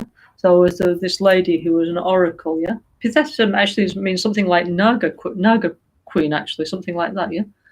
And anyway, so she would receive visions and she would give many prophecies which were received by kings, politicians, everybody who went to see her. And there was like many of these female oracles of Delphi. Yeah? So Rinpoche said he was the last priestess of Apollo, yeah, before the fall of the shrine of Apollo in Delphi. I've forgotten which century exactly, but you can look it up on the internet if you want, yeah, okay. So, anyway, get back to the story of the wreath, yeah? Okay, this one, yeah? So, Rinpoche has this connection with ancient Greece and all the holy places of ancient Greece, yeah? Which I'd like to interview our Greek Sangha friends with in the future when I can, when we meet in person. I'd very much like Dekila and Sonam and other Greek friends to share those stories, please, on the streaming when it's possible in the future, okay? So one time, Rinpoche was in Olympus, yeah? Olympus is where they started the Olympic Games, yeah? Okay, I've also been there. So they have like this really long running stadium, yeah? Okay. So one time Rinpoche was there and he was doing some with a few friends, 10, 50, a few friends, 10, 20 friends or something, few in his case, And at that time, he was there and some wind came and one laurel leaf went straight on his head like that, And he said, yeah, of course, because I used to be the priest of Apollo. I said, Rinpoche was always like that, of course. My brother, So anyway, so there's so many incredible stories to tell, Okay, well, that's why this teaching I just thought we do every Tuesday and Thursday. Who knows how long it will take, but it doesn't matter, no? And then, okay, we'll just, as things come out, they will just come out, So far, we did the cover, okay? NgalSo Tantric Self-Healing 2, okay? Okay, so let's have a look inside, okay? The same, but in Tibetan, okay? It's exactly the same. It says NgalSo, what does it say? Peteb Nipa. Okay, so that means like NgalSo, this shape of book, number 2. NgalSo, okay, self-healing number 2. And it's, what does it say? Excuse my bad Tibetan accent, Tibetan friends, but anyway. Lunag Yisum NgalSo Dang Cheese Zamling Dang Nang Sengi Shide Sanaki Gone Chutab Shugso, which means a tantric self-healing method to relax the 3, the body, speech, and mind, and to make peace with the outer world, It says to transform the outer world and to make peace with the inner world, the mind, through the secret mantras, So that's what it says in Tibetan, basically, okay? Okay, NgalSo, Okay, at the time when Rinpoche taught this, okay, I could not understand Tibetan, okay? But anyway, whatever he said, even any sound, I used to write down, okay? And so the Tibetan was written down, I think, by Pempa, okay, at that time, okay? Pempa and maybe Dr. Pasang, I'm not sure, but I think they wrote down the Tibetan. But anyway, this is why Rinpoche said it's very important for us to keep the Tibetan, so that later on we don't lose some meaning, or we don't start to misunderstand things, So our idea, Rinpoche's idea, was our books we can have like Tibetan, Portuguese, Tibetan, Spanish, but always with the Tibetan and then with whatever other language we like, okay? So then it says NgalSo, and it says Lunagi Sum NgalSo Tablamni, which means, okay, the method to relax body, the 3, the body, speech, and mind. That's what it says in Tibetan. So in English it says how to relax body, speech, and mind, Okay. Then it says Buddha Vajradhara's blessed chakra exercises to create the pure crystal light and nectar energy form. Okay, right. So this is not a normal book. Okay, it's not like got like a beginning, a middle, and the story going through it, and then a concluding bit at the end. It's like Rinpoche's. I don't know. To me, it's like a kind of series of interrelated essays on the subjects that in this book. It's more like a kind of sadhana commentary, but it's kind of like not exactly in a structured way, but it's like what Rinpoche thought was important, because he said, okay, already in the West there's many great masters who teach sutra, who teach tantra, so finally you will know what is the 3 principal aspects of the path, and Lojong and Shantideva and Lam Rim and all those kind of things you will know, and also you will know about something about, tantric grounds and paths and all these kind of things. But so anyway, so this is like what Rinpoche directly wanted to share with us, okay? So Buddha Vajradhara's blessed chakra exercises. So Vajradhara is the tantric aspect of Guru Buddha Shakyamuni. Now, can't show you here now, but no? Buddha Vajradhara is blue, Vajradhara means holder, so it's usually represented blue, holding Vajra and bell, either in the solitary form or with the mother, the Yum, okay?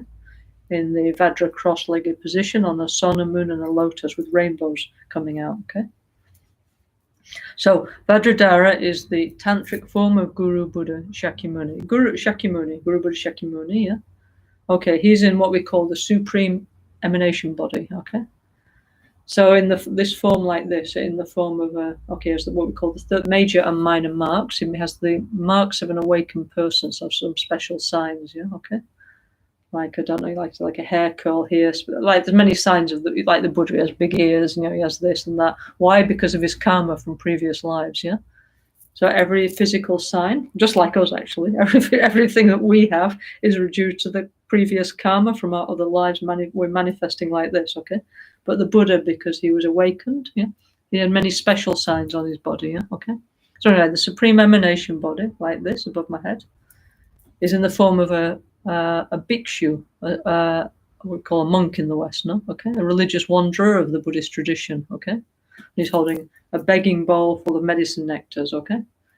Now, Vajradhara, when the Buddha taught the Tantra, he wasn't manifesting like this. He was appearing in the form of Guru Buddha Vajradhara, yeah? Why? Because the Tantric audience, when the Buddha taught it, the sutras, the public discourses were for everybody, yeah? Okay? Everybody that the Buddha met when he was wandering through North India, they would invite him for lunch, yeah? And then he would they would ask him questions and he would give would reply to their questions. So the sutras came out like that through question and answers, yeah? And Rinpoche, Lama Rinpoche, he always said he preferred to teach like that, actually. He didn't like, like getting out a commentary and going like from the beginning and then there's 3 parts and then there's 2 divisions and then there's this and that, yeah? He wasn't like that. He said he preferred for people to ask him questions and he would reply, yeah? Because he felt it was like more direct and also more in keeping with what the historical Buddha actually did, yeah? Okay?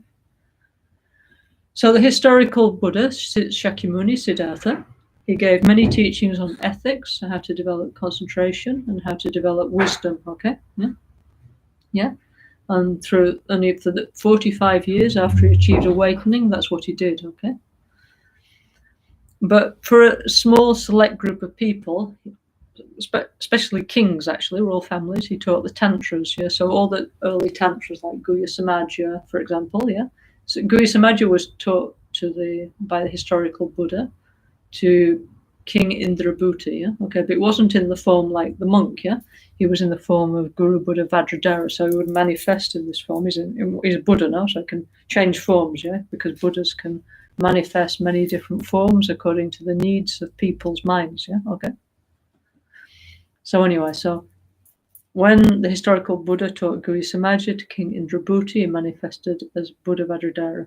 When the historical Buddha taught Kalachakra, yeah, okay, he also to King Suchandra of Shambhala, he also manifested as Buddha Vajradhara, and so on and so on. So Vajradhara is the form in which the Shakyamuni taught the Tantras, yeah. So this is Buddha Vajradhara's blessed chakra exercises to create the pure crystal light and nectar energy form, yeah? So, in Tantra, Buddhist Tantra, which is part of Mahayana Buddhism, why we do Tantra, yeah? Is because we need to transform ourselves as quickly as possible. In Mahayana Buddhism, we start off with wishing other people well. May you be well, may you be happy, may you have happiness and the causes of happiness, yeah? 4 limitless thoughts, this kind of stuff, no? We try and develop empathy and open our hearts. Rinpoche always said we need to change our small, selfish heart into the big, open heart of compassion, yeah? And even develop aspiring and then actual bodhicitta, the actual mind of awakening, yeah? Okay? Bodhicitta has got 2 parts. There's like one is the empathy part, yeah? So it's developing like unbearable compassion for all beings and then feeling I cannot leave people to suffer. I must do something myself. Yeah. So, okay, one thing is I have whatever ability I know, through my education, whatever, my possibilities of life. But really, if I want to help more people, I should become awakened. I should overcome my delusions. Yeah. So therefore, I will try and become a Buddha, or at least as much of a Buddha, as much percentage of a Buddha I can in order to benefit others. This is bodhicitta, relative bodhicitta, conventional bodhicitta. Yeah. Then there's what's called absolute bodhicitta, which is investigating the nature of reality and understanding that things do not have a fixed essence in the way that we think that they do, yeah? And understanding that all things are interdependent, yeah? Okay? that things are not at all how we presently perceive them, yeah? And we perceive things in the wrong way, like in a deluded way, in a kind of mad way, and then, of course, then obviously we create suffering, yeah, for ourselves, because the basis of our understanding of reality is completely wrong, yeah? So there's no basis for happiness and satisfaction, yeah, okay? So anyway, so Tantra is this idea that if we really want to help other beings in society and the environment, we should work on ourselves in the most powerful way possible, yeah? So the most powerful way we can transform ourselves is practicing Tantra, yeah? So Tantra, it means many things, yeah? But it means like working with the different levels of our mind, like gross, subtle, and very subtle level of our body, speech, and mind, yeah? Now I'm talking to you now, like you're listening to me, so we're using our gross body and minds, yeah? Our ordinary body, well, anyway, in my case, the ordinary body and mind, okay? Yeah? But beyond that, we have what we call the subtle body and mind, yeah? So what's the subtle body? And then the very subtle body and mind, yeah? So the subtle body is made up of what we call chakras, channels, winds, and drops, okay? So chakra literally means a wheel, yeah? Okay, so in Buddhism, we use very much this wheel symbol, okay? In fact, the first symbol of Buddhism, yeah, of Siddhartha, Shakyamuni, was the wheel, yeah? So there's many explanations for that, yeah? So the first reason is actually the Aryans, yeah, in Vedic India, their symbol was the solar cross, like a cross within a circle, okay? Yeah? And that was considered the symbol of the Chakravartin, yeah?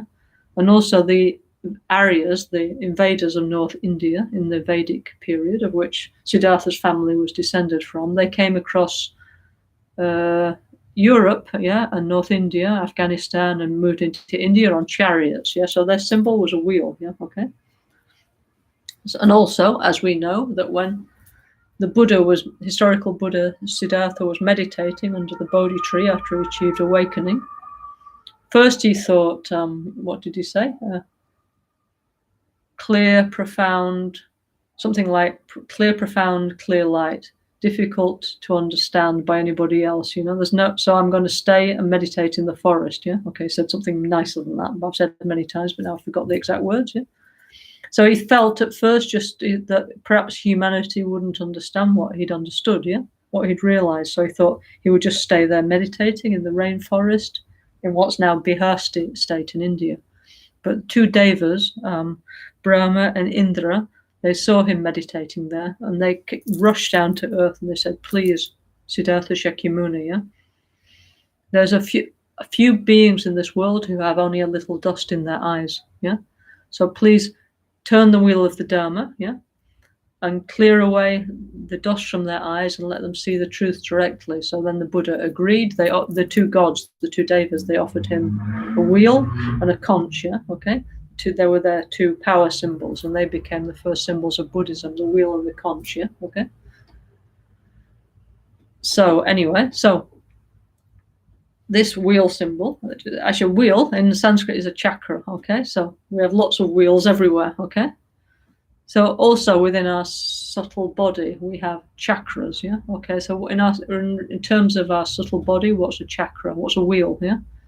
So, okay, so we all had to do anatomy at school, okay? Some kind of biology class. So we know we've got like bones and stuff, and we've got arteries, and we've got, you know, the gross body, what happens. But what they don't teach us at school is we have a subtle body made of energy, yeah? Nowadays they have these, what do they call them? Kirlian photographs. They have these cameras, yeah? Where you can photograph people's auras, yeah? Okay, so you can actually see now on these cameras, like the light that emanates from people's bodies, yeah? It's true, yeah? We have some very nice ones of Rinpoche. Now, if anybody's listening and has some photos of Rinpoche with the Kirlian photographs, or you have some photos of Rinpoche that pick up Rinpoche's aura, please send them to Albaniano, at least a copy, scan them and send us a copy, yeah? Okay, please, that would be nice, yeah? So we have a subtle body, an energy body, yeah? Okay? And we know this is true, no? Because that's why for example, we do acupuncture and things, because if you stick a needle there and it affects, I don't know, your liver, why? Because there's a subtle channel of connection, isn't there? There's an energetic connection, yeah? And we know that if we can go like this now, we can feel the energy around people. You can feel like a heat, we can feel an energy, Some people can even like see auras and stuff, actually, quite a few people actually, yeah. It's becoming more and more common, this kind of stuff, yeah. So anyway, we can see people, even in the normal sense, we can see people some people have more of a lighter radiance than others, no? Yeah. So of course, in the Tibetan teachings, we have a lot of explanation about this, yeah. And we have actually one book called what's it called? Making Peace with the Aura, yeah, NgalSo it's called. Rinpoche made a book about that. So if you want to know how to have a very pure and powerful and positive aura, no problem. We have a book on it, yeah, made by Rinpoche. So we can also go through that slowly, okay? So anyway, so we have a subtle energy body. I think most of us would agree, yeah. Okay, so this is not a body made of organs and bones and blood like the rest of our body. It's an energy body, yeah, that inhabits more or less basically like the same space as our physical body, although most people's auras go maybe like this much, from their body, the most gross part, and then there's a bit more. But some people have got really, really huge auras, okay? Like, for example, Rinpoche, Lama Caroline himself, he had a really incredible, huge aura, yeah? Which is why we all like to stay around him, because of his incredible, because we were like sort of in his aura and we felt incredible, no? To be in the aura of like high holy being was just the most incredible, amazing experience, yeah? Unfortunately, while Rinpoche is in the clear light, please come back soon, as quickly as possible, Rinpoche. But also that we have many, many other high lamas connected to us who also have incredible auras, and but we also need to develop our aura ourselves, yeah? Why? Yeah? Rinpoche himself, one time in Madrid, no? At the Lama Caroline World Peace Foundation Congress, Roy said this, no, on the streaming a few weeks ago, no? They got these dowsing rods, him and Bernard, and they measured Rinpoche's aura. And it was so big they had to go out of the conference hall, and even they had to go across the road, those huge roads in the center of Madrid, in the posh part of Madrid. And even on the other side, it was still like this, yeah? So it was like huge, many hundreds of meters Rinpoche's aura across, no? Incredible, no? So anyway, all of us, we have one energy body, maybe not as big as that for sure. We have one energy body. Let's say normally, like it goes as far as if you put out your hands like that, to the tip where you can put your hands is where your energy body's going. So that's why you see these pictures with like you see the Buddha behind, okay? Like this circle, because this is the extent of the energy of a person, except you can see the Buddha's energy is rainbows. And if you read the Mahayana Sutras, the Buddha's energy goes across the universe, yeah? But a normal person their energy goes as far as their fingers, yeah? So we have this energy body, yeah?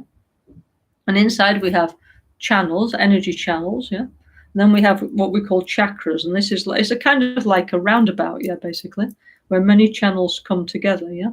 So that all the energies can flow throughout the subtle body, yeah?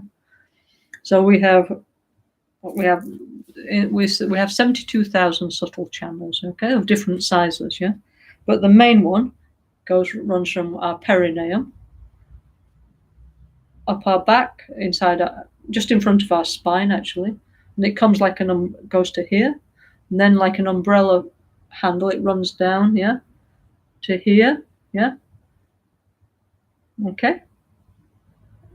It stops here between the eyebrows, yeah, okay.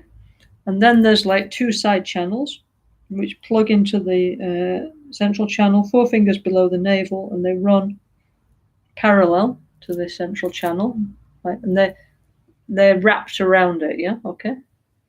Like the caduceus symbol, like the symbol of medicine, yeah, okay. It's like the staff of Hermes, with wings, and there's 2 snakes running around it, yeah. So our central channel, the 2 side channels look like that, yeah, okay. And these are also like here, they also like umbrella handles, and they come down here, but they end up here on the side of our nostril, which is why sometimes acupuncturists stick needles in there, actually, yeah, okay. Because it's the end of our 2 side channels, okay.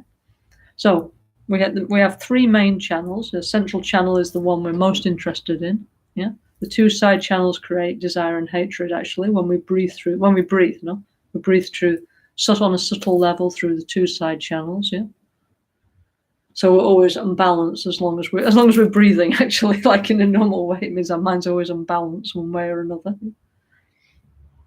And then at certain places, according to which tantric system we use, there's many explanations of chakras, yeah? We can have like 1 chakra, 3 chakras, 4 chakras, 5 chakras, 7 chakras, 32 chakras, 100 chakras. There's many, many explanations, okay? Yeah? So anyway, this is called, and in the channels, yeah, which at certain points in the central channel form these wheels, these traffic roundabouts, yeah? Inside flow what we call winds, pranas, yeah, of life energies. There's 5 main life energies and 5 secondary ones, which we will explain later. And there's what's called gotas, drops, yeah, okay? And these drops are the essence of our life energy, yeah, okay? Or this our bodhicittas, yeah? It's kind of like our vital essence, and they also flow through these subtle channels, yeah?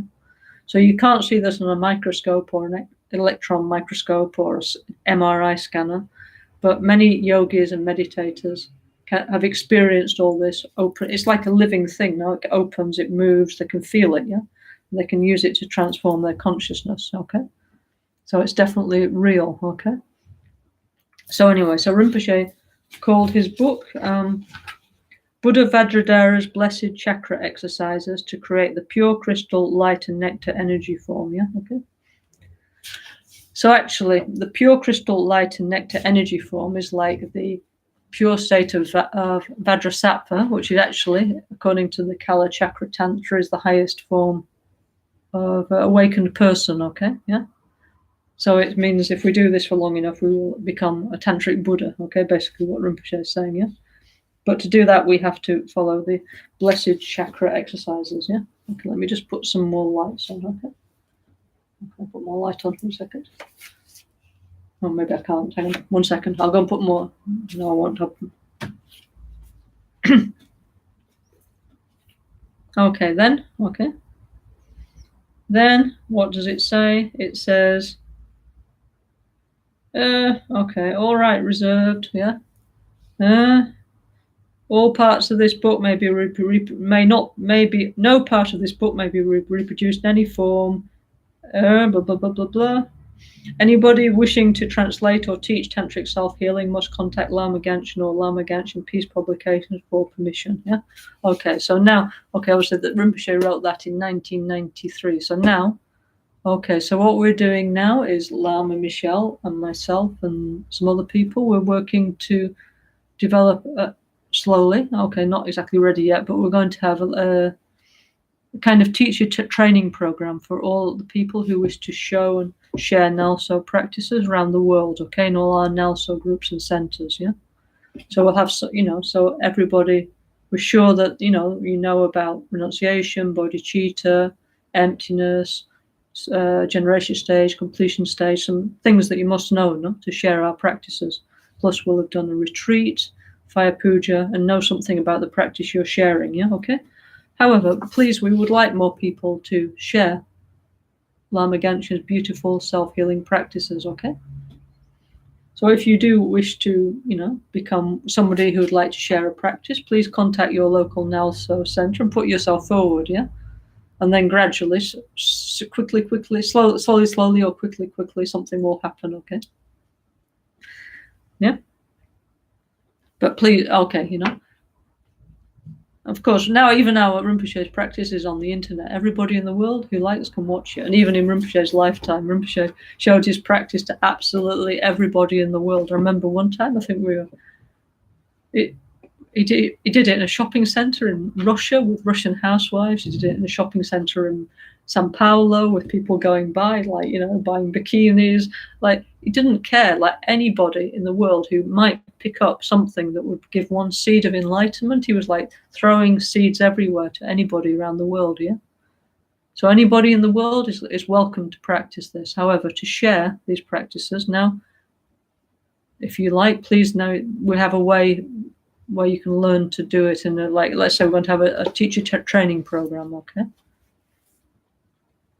Okay, then it says cover photograph of Lama Ganchen taken at Borobudur Stupa in 96 by Tiziana Chesula. That photo there with Rinpoche holding that beautiful lotus. Yeah, so giving us the message we need to develop our inner peace garden. Yeah, okay. Okay, first edition, February 1993. Second edition, May 1997. This is the second edition, yeah? Okay. Okay, so, okay, then it says, chakra, I'm still on the title page, yeah? I think I might just try and put some more light, yeah? Okay, because it also maybe it will affect the quality of the thing. Hold on a second.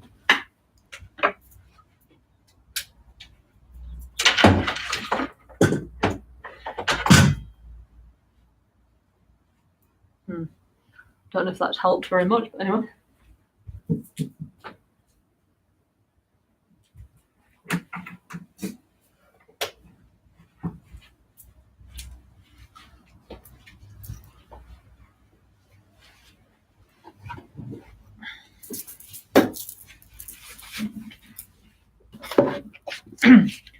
Okay, then it says chakra exercises to purify body and mind and develop pure channels, winds, and bodhicittas to create victory over the negative root causes and conditions of our physical and mental sufferings. Yeah, so that's each like little sentence is incredibly deep and meaningful, actually. Like each one of these sentences, we could talk for like hours about it. Yeah. So Rinpoche's chakra exercises to purify the body and mind and develop pure channels, winds and drops, yeah, to purify the subtle body and to create victory over negative root causes, yeah. Okay, because we want to uproot the causes of negativity. So according to Sutra, the causes of our negativity are our karma, our actions, and our delusions like ignorance, desire, hatred, pride, jealousy, yeah.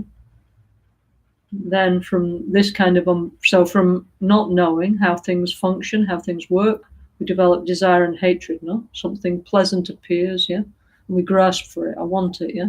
We develop desire, yeah. We become obsessed, yeah. If we get an unpleasant experience or sensation, we develop aversion, yeah. So our mind is like always on balance, like this, no, like a seesaw, yeah. Okay. Then come all the other emotions, and we make, as we say in Italian, a casino, yeah, okay? We make a mess of our lives, yeah, okay? And we suffer, yeah, okay? So we need to uproot the negative root causes, which from the Sutra point of view is our karma and our delusions, and from the Tantric point of view is our ordinary appearance and ordinary conception of ourselves, yeah, as being ordinary, as being limited, yeah, okay? We'll talk more about that later, yeah? So we need to uproot the causes and conditions of our physical and mental suffering, yeah? Okay? Then underneath it says, a very important note, it says, traditionally, receiving tantric teachings involves the taking of commitments, but understanding the urgent need to help in this degenerate time, Lama Ganchen is very kindly giving these tantric teachings without such commitments. However, if you do follow the practices contained within this book, it is the wish of Lama Ganchen that you dedicate the benefits you receive to the greater aim of world peace, yeah? So this is like the best offer in Tantric Buddhism, yeah?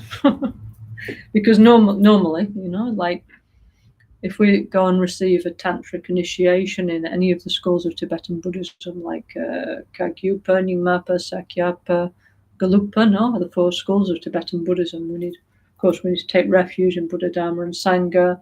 Then we need to take the Bodhisattva vows. There's 18 root vows and 46 secondary vows, yeah, which means we need to practice the 6 perfections, yeah, generosity, ethics, patience, yeah, energy, concentration, and wisdom, which of course is a great thing, yeah. It's what we should do, yeah, in order to become a better person, yeah. Also taking refuge in Buddha, Dharma, and Sangha. What's not to like? But anyway. Rinpoche on top, so in the what we call the Jainangs of the Kriya Tantra, you need to take refuge in the Buddha, Dharma, and Sangha, and you need to take the Bodhisattva vows, okay?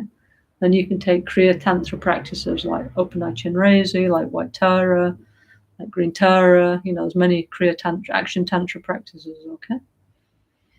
When we get onto the Yoga Tantras practices and the highest Yoga Tantra practices, then we have many vows, which are what we call the 19 vows of the 5 supreme healers, yeah, okay?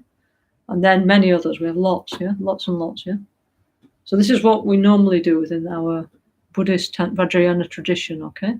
But Rinpoche said, look, please, if you want to do this, yeah, as a healing method, just do it, yeah? Don't worry thinking I can't do it because I'm not Buddhist, or I'm not sure, or because I'm a Christian, or I'm a Sufi, or I'm interested in science, or whatever. He said, please, everybody in the world, you're welcome to try, yeah, these practices, yeah? Okay? And please, Rinpoche always said this, the only commitment is to practice ahimsa, non-violence, yeah, okay? Inner peace and world peace now and forever, yeah, by all human beings' attention and by all the holy beings' blessings, yeah, okay? So that's like the basic, okay?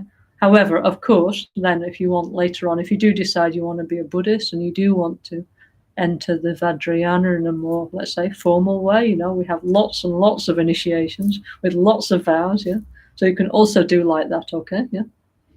Because self-healing is, there's many ways, there's not just one way, you know? So somebody wants, I want to do self-healing because I'm depressed, I'm not Buddhist, it's okay, you know. I want to do self-healing because I'm curious, it's okay. I want to do for more energy, it's okay, you know. I want to use it because I want to realize, I want to, you know, I want to evolve, I want to develop bodhicitta, I want to get out of samsara, I want to become a Buddha, that's good, yeah. So if you want to use it that way, yeah, then you do actually need to take the bodhisattva and tantric vows and so on, yeah. But Rinpoche gave the possibility for anybody in the world to come to our centers and practice our meditations, which is why we're streaming on YouTube, actually, yeah. At first, you know, we were a bit like, oh no, Rinpoche, we don't want to do it, yeah. Because according to our tradition, we're not allowed to do these things, you know. We're not allowed to be open about our precious lineage, yeah. But Rinpoche said, no, I want everybody in the world to have access to these teachings. Yeah, it was very far-seeing, actually, yeah, because he started many years ago with the streaming, yeah, okay. I don't know, maybe 15 years ago or something, yeah. He was one of the very first lamas to start streaming, yeah. And we can see actually now, I mean, hopefully now with the pandemic, it's just short time and this will pass, but how incredibly useful it is now, yeah, that we can stream the teachings, and also how many people in the world who have benefiting from receiving Rinpoche's teachings through the YouTube, yeah, who could never afford, yeah. I mean, even if they could travel, because right now they can't, but let's say in the future they can, yeah. But even so, it's too expensive. They live, I don't know where, I don't know, Cuba, the Caribbean, Alaska. It's incredible. Australia, all people all over the world now are able to benefit from Rinpoche's message. So it's true what he said, you know. But he said, please, you're welcome to listen, yeah? No commitment to become Buddhist, but the commitment is to develop inner and world peace, yeah? Yeah? Try and work for world peace, which has many, many, many implications, actually. It's very, very deep. In fact, Rinpoche made a book, yeah? Called, he made a series of books called Peace Messenger books, explaining more about his ideas about inner and world peace. And actually, if you look on our website, ngalso.org, yeah? If you look there, I think it's under the, I'm not sure, documents or teaching section, there's a whole series of Rinpoche books, beautiful books. There's one called Choose Peace, and you can download them for free, okay? So beautiful, you know? Rinpoche explaining about how to develop peace in everyday life, yeah? Okay, now as it's possible, we'd like to put more and more of these on our site for people to download, yeah? So important, yeah? We'd like Rinpoche's message to reach whoever would like it in the world, okay? Anyway, so Rinpoche said like that, yeah? Okay. So that's enough talking for today. Okay, now we're going to do the practice, okay? I think it's nice if each time we do a little bit of practice, yeah? Not just lots of talking, yeah? Okay. Okay, the first part of this is the same as Rinpoche's book, which is the introduction, which I will read on Thursday, yeah? Okay, so who likes, please meditate together with me, okay? If you don't know, just doesn't matter, just listen, yeah, okay? All will be explained bit by bit, okay? Also, all Rinpoche's practice, the whole of the NgalSo Tantric Self-Healing is available, beautiful DVD that was Rinpoche made in the Milan TV studios in '93, thanks to one Italian TV personality called Marco Columbro, who booked the studio and paid for Rinpoche to do it. So now that DVD, we've placed it on the NgalSo.org website. So please, if you've never seen self-healing, please look at it. And if you have seen self-healing, please look at it because it's amazing, yeah? I also like to look a lot at that DVD. Yeah? So beautiful, yeah? Because that was the first year when Rinpoche made self-healing. It's full of Rinpoche energy, full of his feeling, yeah? So please, anyway, so now we do like this, okay? Then please you look on the website, yeah? Also there's Lama Michelle doing in a more, let's say, essential way, okay? Okay. Namo Guru Bhye, Namo Buddhaya, Namo Dhammaya, Namo Sanghaya, Namo Guru Bhye, Namo Buddhaya, Namo Dhammaya, Namo Sanghaya, Namo Guru Bhye, Namo Buddhaya, Namo Dhammaya, Namo Sanghaya, Namo Triratnaya. When we do self-healing together, remember Rinpoche is in the clear light, okay? Yeah, okay? He's out of the physical body. So wherever we are in the world, we imagine Rinpoche in front of us, yeah? And so he's and just connect with him, heart to heart, mind to mind, and request his blessings, okay? Then it's so powerful, okay? Sangye Chuda Sogi Shona Hamla Janchu Badu Dani Kyasuchi Dagi Jinsogi Pesona Hanki Drola Penchi Sangye Drupasho. May all beings, Semchen Tamche Dewa Dan Dewe Gyudan Denpa Gyuchi. May all beings have happiness and its causes. Semchen Tamche Dunyel Dan Dunyel Gyudan Drawa Gyuchi. May all beings be free from suffering and its causes. Semchen Tamche Dunyel Mepe Dewa Dami Drawa Gyuchi.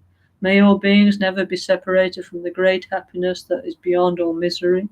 Semchen Tamche Nyeri Jada Nidan Trewe Tamyon La Nepa Gyuchi. May all beings dwell in equanimity, unaffected by attraction to dear ones and aversion to others. Semchen Tamche Lusengi Dunele Soshin Trayun Lusen Dewadan Denpa Gyuchi. May all beings recover from the sicknesses of mind and body, pollution, and enjoy relative and absolute health now and forever. Semchen Tamche NgalSo Tochin China Nuchu Koyu Dashin Samane Gyuchi. May all beings relax in a pure and healthy outer and inner environment now and forever. Semchen Tamche Dan Zambuli Gikedo Tadan Chinagi Shide Dan Dukun Denpa Gyuchi. May all beings enjoy inner and world peace now and forever. Tamche Du, now the NgalSo preliminaries, the rest of them, okay? Tamche Du ni Sashida Semala Sohome Padam Latil Tanya Bedurye Ranshin Jampohone Gyuchi Ladami Chupese No Sun Shanda Hanyi Kitru Kusan Chutrin Lana Me Nanke Kanku Hunkya Gyuchi On Namo Bhagavati Benzasawa Brahmadani Tatagataya Ahate Samya Sambuddhaya Tayata Om Benze Benze Maha Tese Benze Maha Vidya Benze Maha Bodhijita Benze Maha Bodhi Mandarpa Samkramana Benze Sawakama Awarana Bishadana Benze So Kuncho Sungi Dempa Dan Sangye Dan Janchu Sempa Tamche Giji Gilada Soni Yonso So Pena Dan Chempoda Churki Nampada Chin Sangi Mikyape Togi Deshin Yidu Gyuji. Okay, invocation. Gradually we'll explain everything bit by bit, okay? Malusem Jen Kungi Gungyuji Dude Punje Hemize Jomze La Nona Malu Yanda Kengyupe Chomden Koche Henedi Shesu So 7 limb prayer. Gosungu Pe Gone Chaselo No Shayitro Hochu Pamalubu Top Menesa Ditun Tam Chisha Kepa Ge Wahanam La Jiran Kuwamato Badule Shune Drola Chuki Kolo Kuwada Dashankena Janju Chempuno Mandala offering.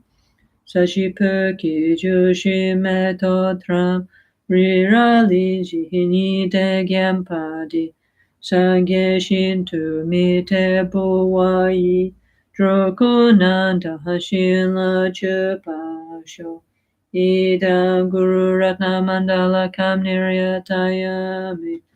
Short request to receive the blessings of Kyabje Trijang Doji Chan.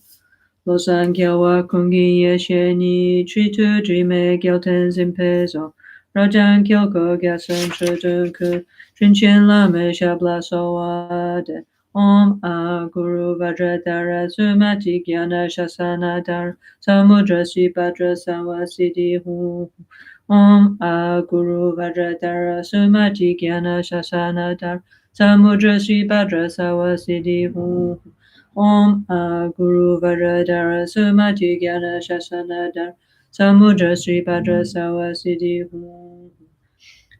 Lochosa, prayer and request to receive the blessings of our Guru Ganshin Rinpoche. Lochosam po Pegyuta Shipa Tu Chenten Pehetrin Leya Noda Pegyedro Lozam Peze Pachen Palden La Mesha Blaso Wade Oma Guru Vadratahara Suhumahati Muni Shahasane Kama Uttavahadanye Sri Bahadra Vasamahanya Sawasidi Hum. Okay, I'm going to do a short version. Rinpoche said there's many ways to do, so we're going to do a short version, yeah? Okay, requesting the Guru's blessing. Kyoni Lama, Kyoni Yidan, Kyoni Hikadro Kyonte, Tenezunte Janchu Badu, Kyumi Hikyashemi Sawai, Dida Badu, Chimetayan, Tuchecha Kyuzunso. Zishi Jidro Nutrukuso, Tengi Hidro Sumbachuso. Detale son so wata petula meku suhuntu gine nale dutsi asa kamatinga so rindan chicha hajune daniki nesum rindan chatin da nesum rindan chatin pale Drishin dachi hinanda wanshinto kushito chin lamani pashi Yeshin Timpe Hejingila Pagyu. So we receive the blessing chakras, the chakra from Rinpoche's crown, throat, heart chakra, and then a rainbow of energies together. We receive the 4 initiations.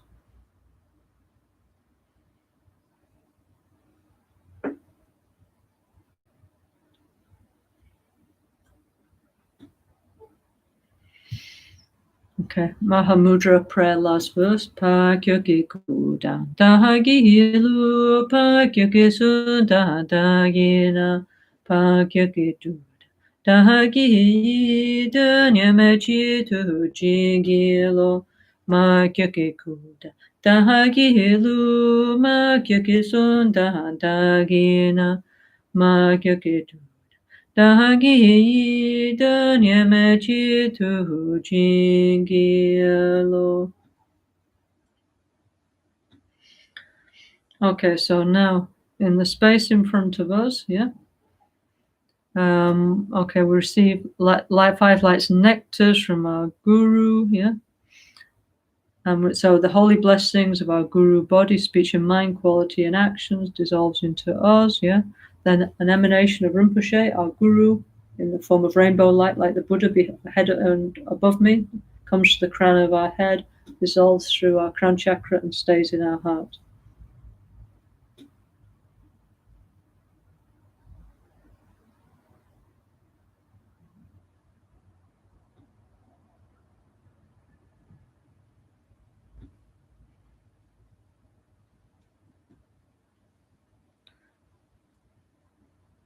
Okay, so now again in front, actually, is Rinpoche in the space again. No problem, yeah. And now we're going to do the rest of the practice quickly. Om Guru Buddha Siddhi Hum. Om Guru Buddha Siddhi Hum. Om Guru Buddha Siddhi Hum. Om Guru Buddha Siddhi. Om Guru Buddha Siddhi. Actually, there's 7 practices to clear away interferences that we'll talk about as we go through the commentary, yeah? Okay, but we will jump to the last one, which is purification of the 5 elements, okay? Space, wind, fire, earth, and water. Shuddhi means clean, clear, or emptiness. Yam ram lam bam. Yam ram lam bam. Yam ram lam bam.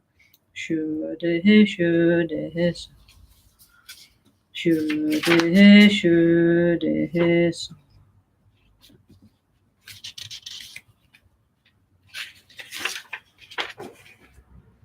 Okay, now opening the 5 chakras. Green, 32-petal lotus in the secret chakra. Yellow, 64-petal lotus, navel chakra.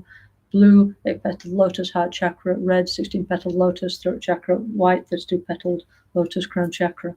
Pam lepema janku. Pam lepema sepo. Pam lepema nompo.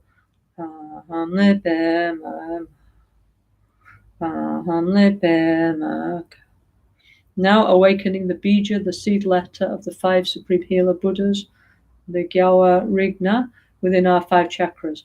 Om Aha Hum Tram Hri, Om Aha Hum Tram Hri, and so on. Now generating the symbol of the 5 Supreme Healer Buddhas within our 5 chakras, a cross vajra, a jewel, a vajra, a lotus, and a dharma wheel, the emblems of the 5 dhyana Buddhas. Hri le naso doje janku hri, tram le no sepo tram, hun le doje no hom, aha le pe ma po a, hom le kulo ka po. Now within our 5 chakras appears white Varachana, red Amitabha, blue Akshobhya, yellow Ratnasambhava, and green Amoga Siddhi. Om Kolonan Se Doje, Ahapema Che Doje, Hun Doje Mikyo Doje, Traham No Burim Chun Doje, Rinaso Doje. Okay, now healing of the 5 chakras. Lama, secret healing of the secret chakra. Lama Toyan Doje Kien. Om Ahamoga Siddhi Hum. Om Ahamoga Siddhi Hum. Om Ahamoga Siddhi Hum. Om Ahamoga Siddhi. Om Ahamoga Siddhi. Now healing of the navel chakra with golden lights and nectars of Supreme Healer Ratnasambhava. Lama Rinchen Doje Kien. Om Aratnasambhava Hum. Om Aratnasambhava Hum. Om Aratnasambhava Hum. Om Aratnasambhava. Om Aratnasambhava. Healing of the heart chakra with blue lights and nectars radiating from Supreme Healer Akshobhya. Lama Mikyo Doji Ken. Om Akshobhya Hum. Om Akshobhya Hum. Om Akshobhya Hum. Om Akshobhya. Om Akshobhya. Healing the throat chakra with red lights and nectars radiating from Supreme Healer Amitabha. Lama Chodoji Ken. Om Amitabha Hum. Om Amitabha Hum. Om Amitabha Hum. Om Amitabha. Om Amitabha. Healing the crown chakra with white lights and nectars radiating from Supreme Healer Varochana. Lama Nanse Doji Ken. Om Varochana Hum. Om Varochana Hum. Om Varochana Hum. Om Varochana. Om Varochana. Padra Master Empowerment. Secret Empowerment. Om Mani Padme Hum. Om Mani Padme Hum. Om Mani Padme Hum. Om Mani Padme Hum. Om Mani Padme Hum. Om Mani Padme Hum. Om Mani Padme Hum. Om Mani Padme Hum. Om Mani Padme Hum. Om Mani Padme Hum. Wisdom Mudra Empowerment Hugging Mudra. Om Mahasukha Hum. Om Mahasukha Hum. Om Mahasukha Hum. Om Mahasukha. Om Mahasukha. Word Empowerment. Om Bhishwa Shanti Hum. Om Bhishwa Shanti Hum. Om Bhishwa Shanti Hum. Om Bhishwa Shanti Hum. Om Bhishwa Shanti Hum. Lama Kunja Sumla Kyab Suji. Rani La Sadonil Sonecho. Dona Choso Nejo Dada Hando. Kecho Hokundu Jishindro Juj. Dona Disona Kageweso. Jine Sapane Hinyo Duda. No Bubanso Shambhala Gene. La Mehelangi Rimpatash. Ni Modele Sendele. Ni Mekoya Handele Shis. Ni Senta Dudele Pel. Concho Sungi Jingi. Concho Sungi Nudruso. Concho Sungi Tashisho. Thank you. At dawn or dusk, at night or midday, may the three jewels grant us their blessings. May they help us to achieve all realizations and sprinkle the path of our lives with various signs of auspiciousness. Inner peace and world peace now and forever, by all human beings' attention and by all holy beings' blessings. Thank you all very much for listening. Please tune in on Thursday, 7 p.m. European time, and we'll continue every Tuesday, every Thursday, okay? Thank you very much for listening. See you all soon. Thank you.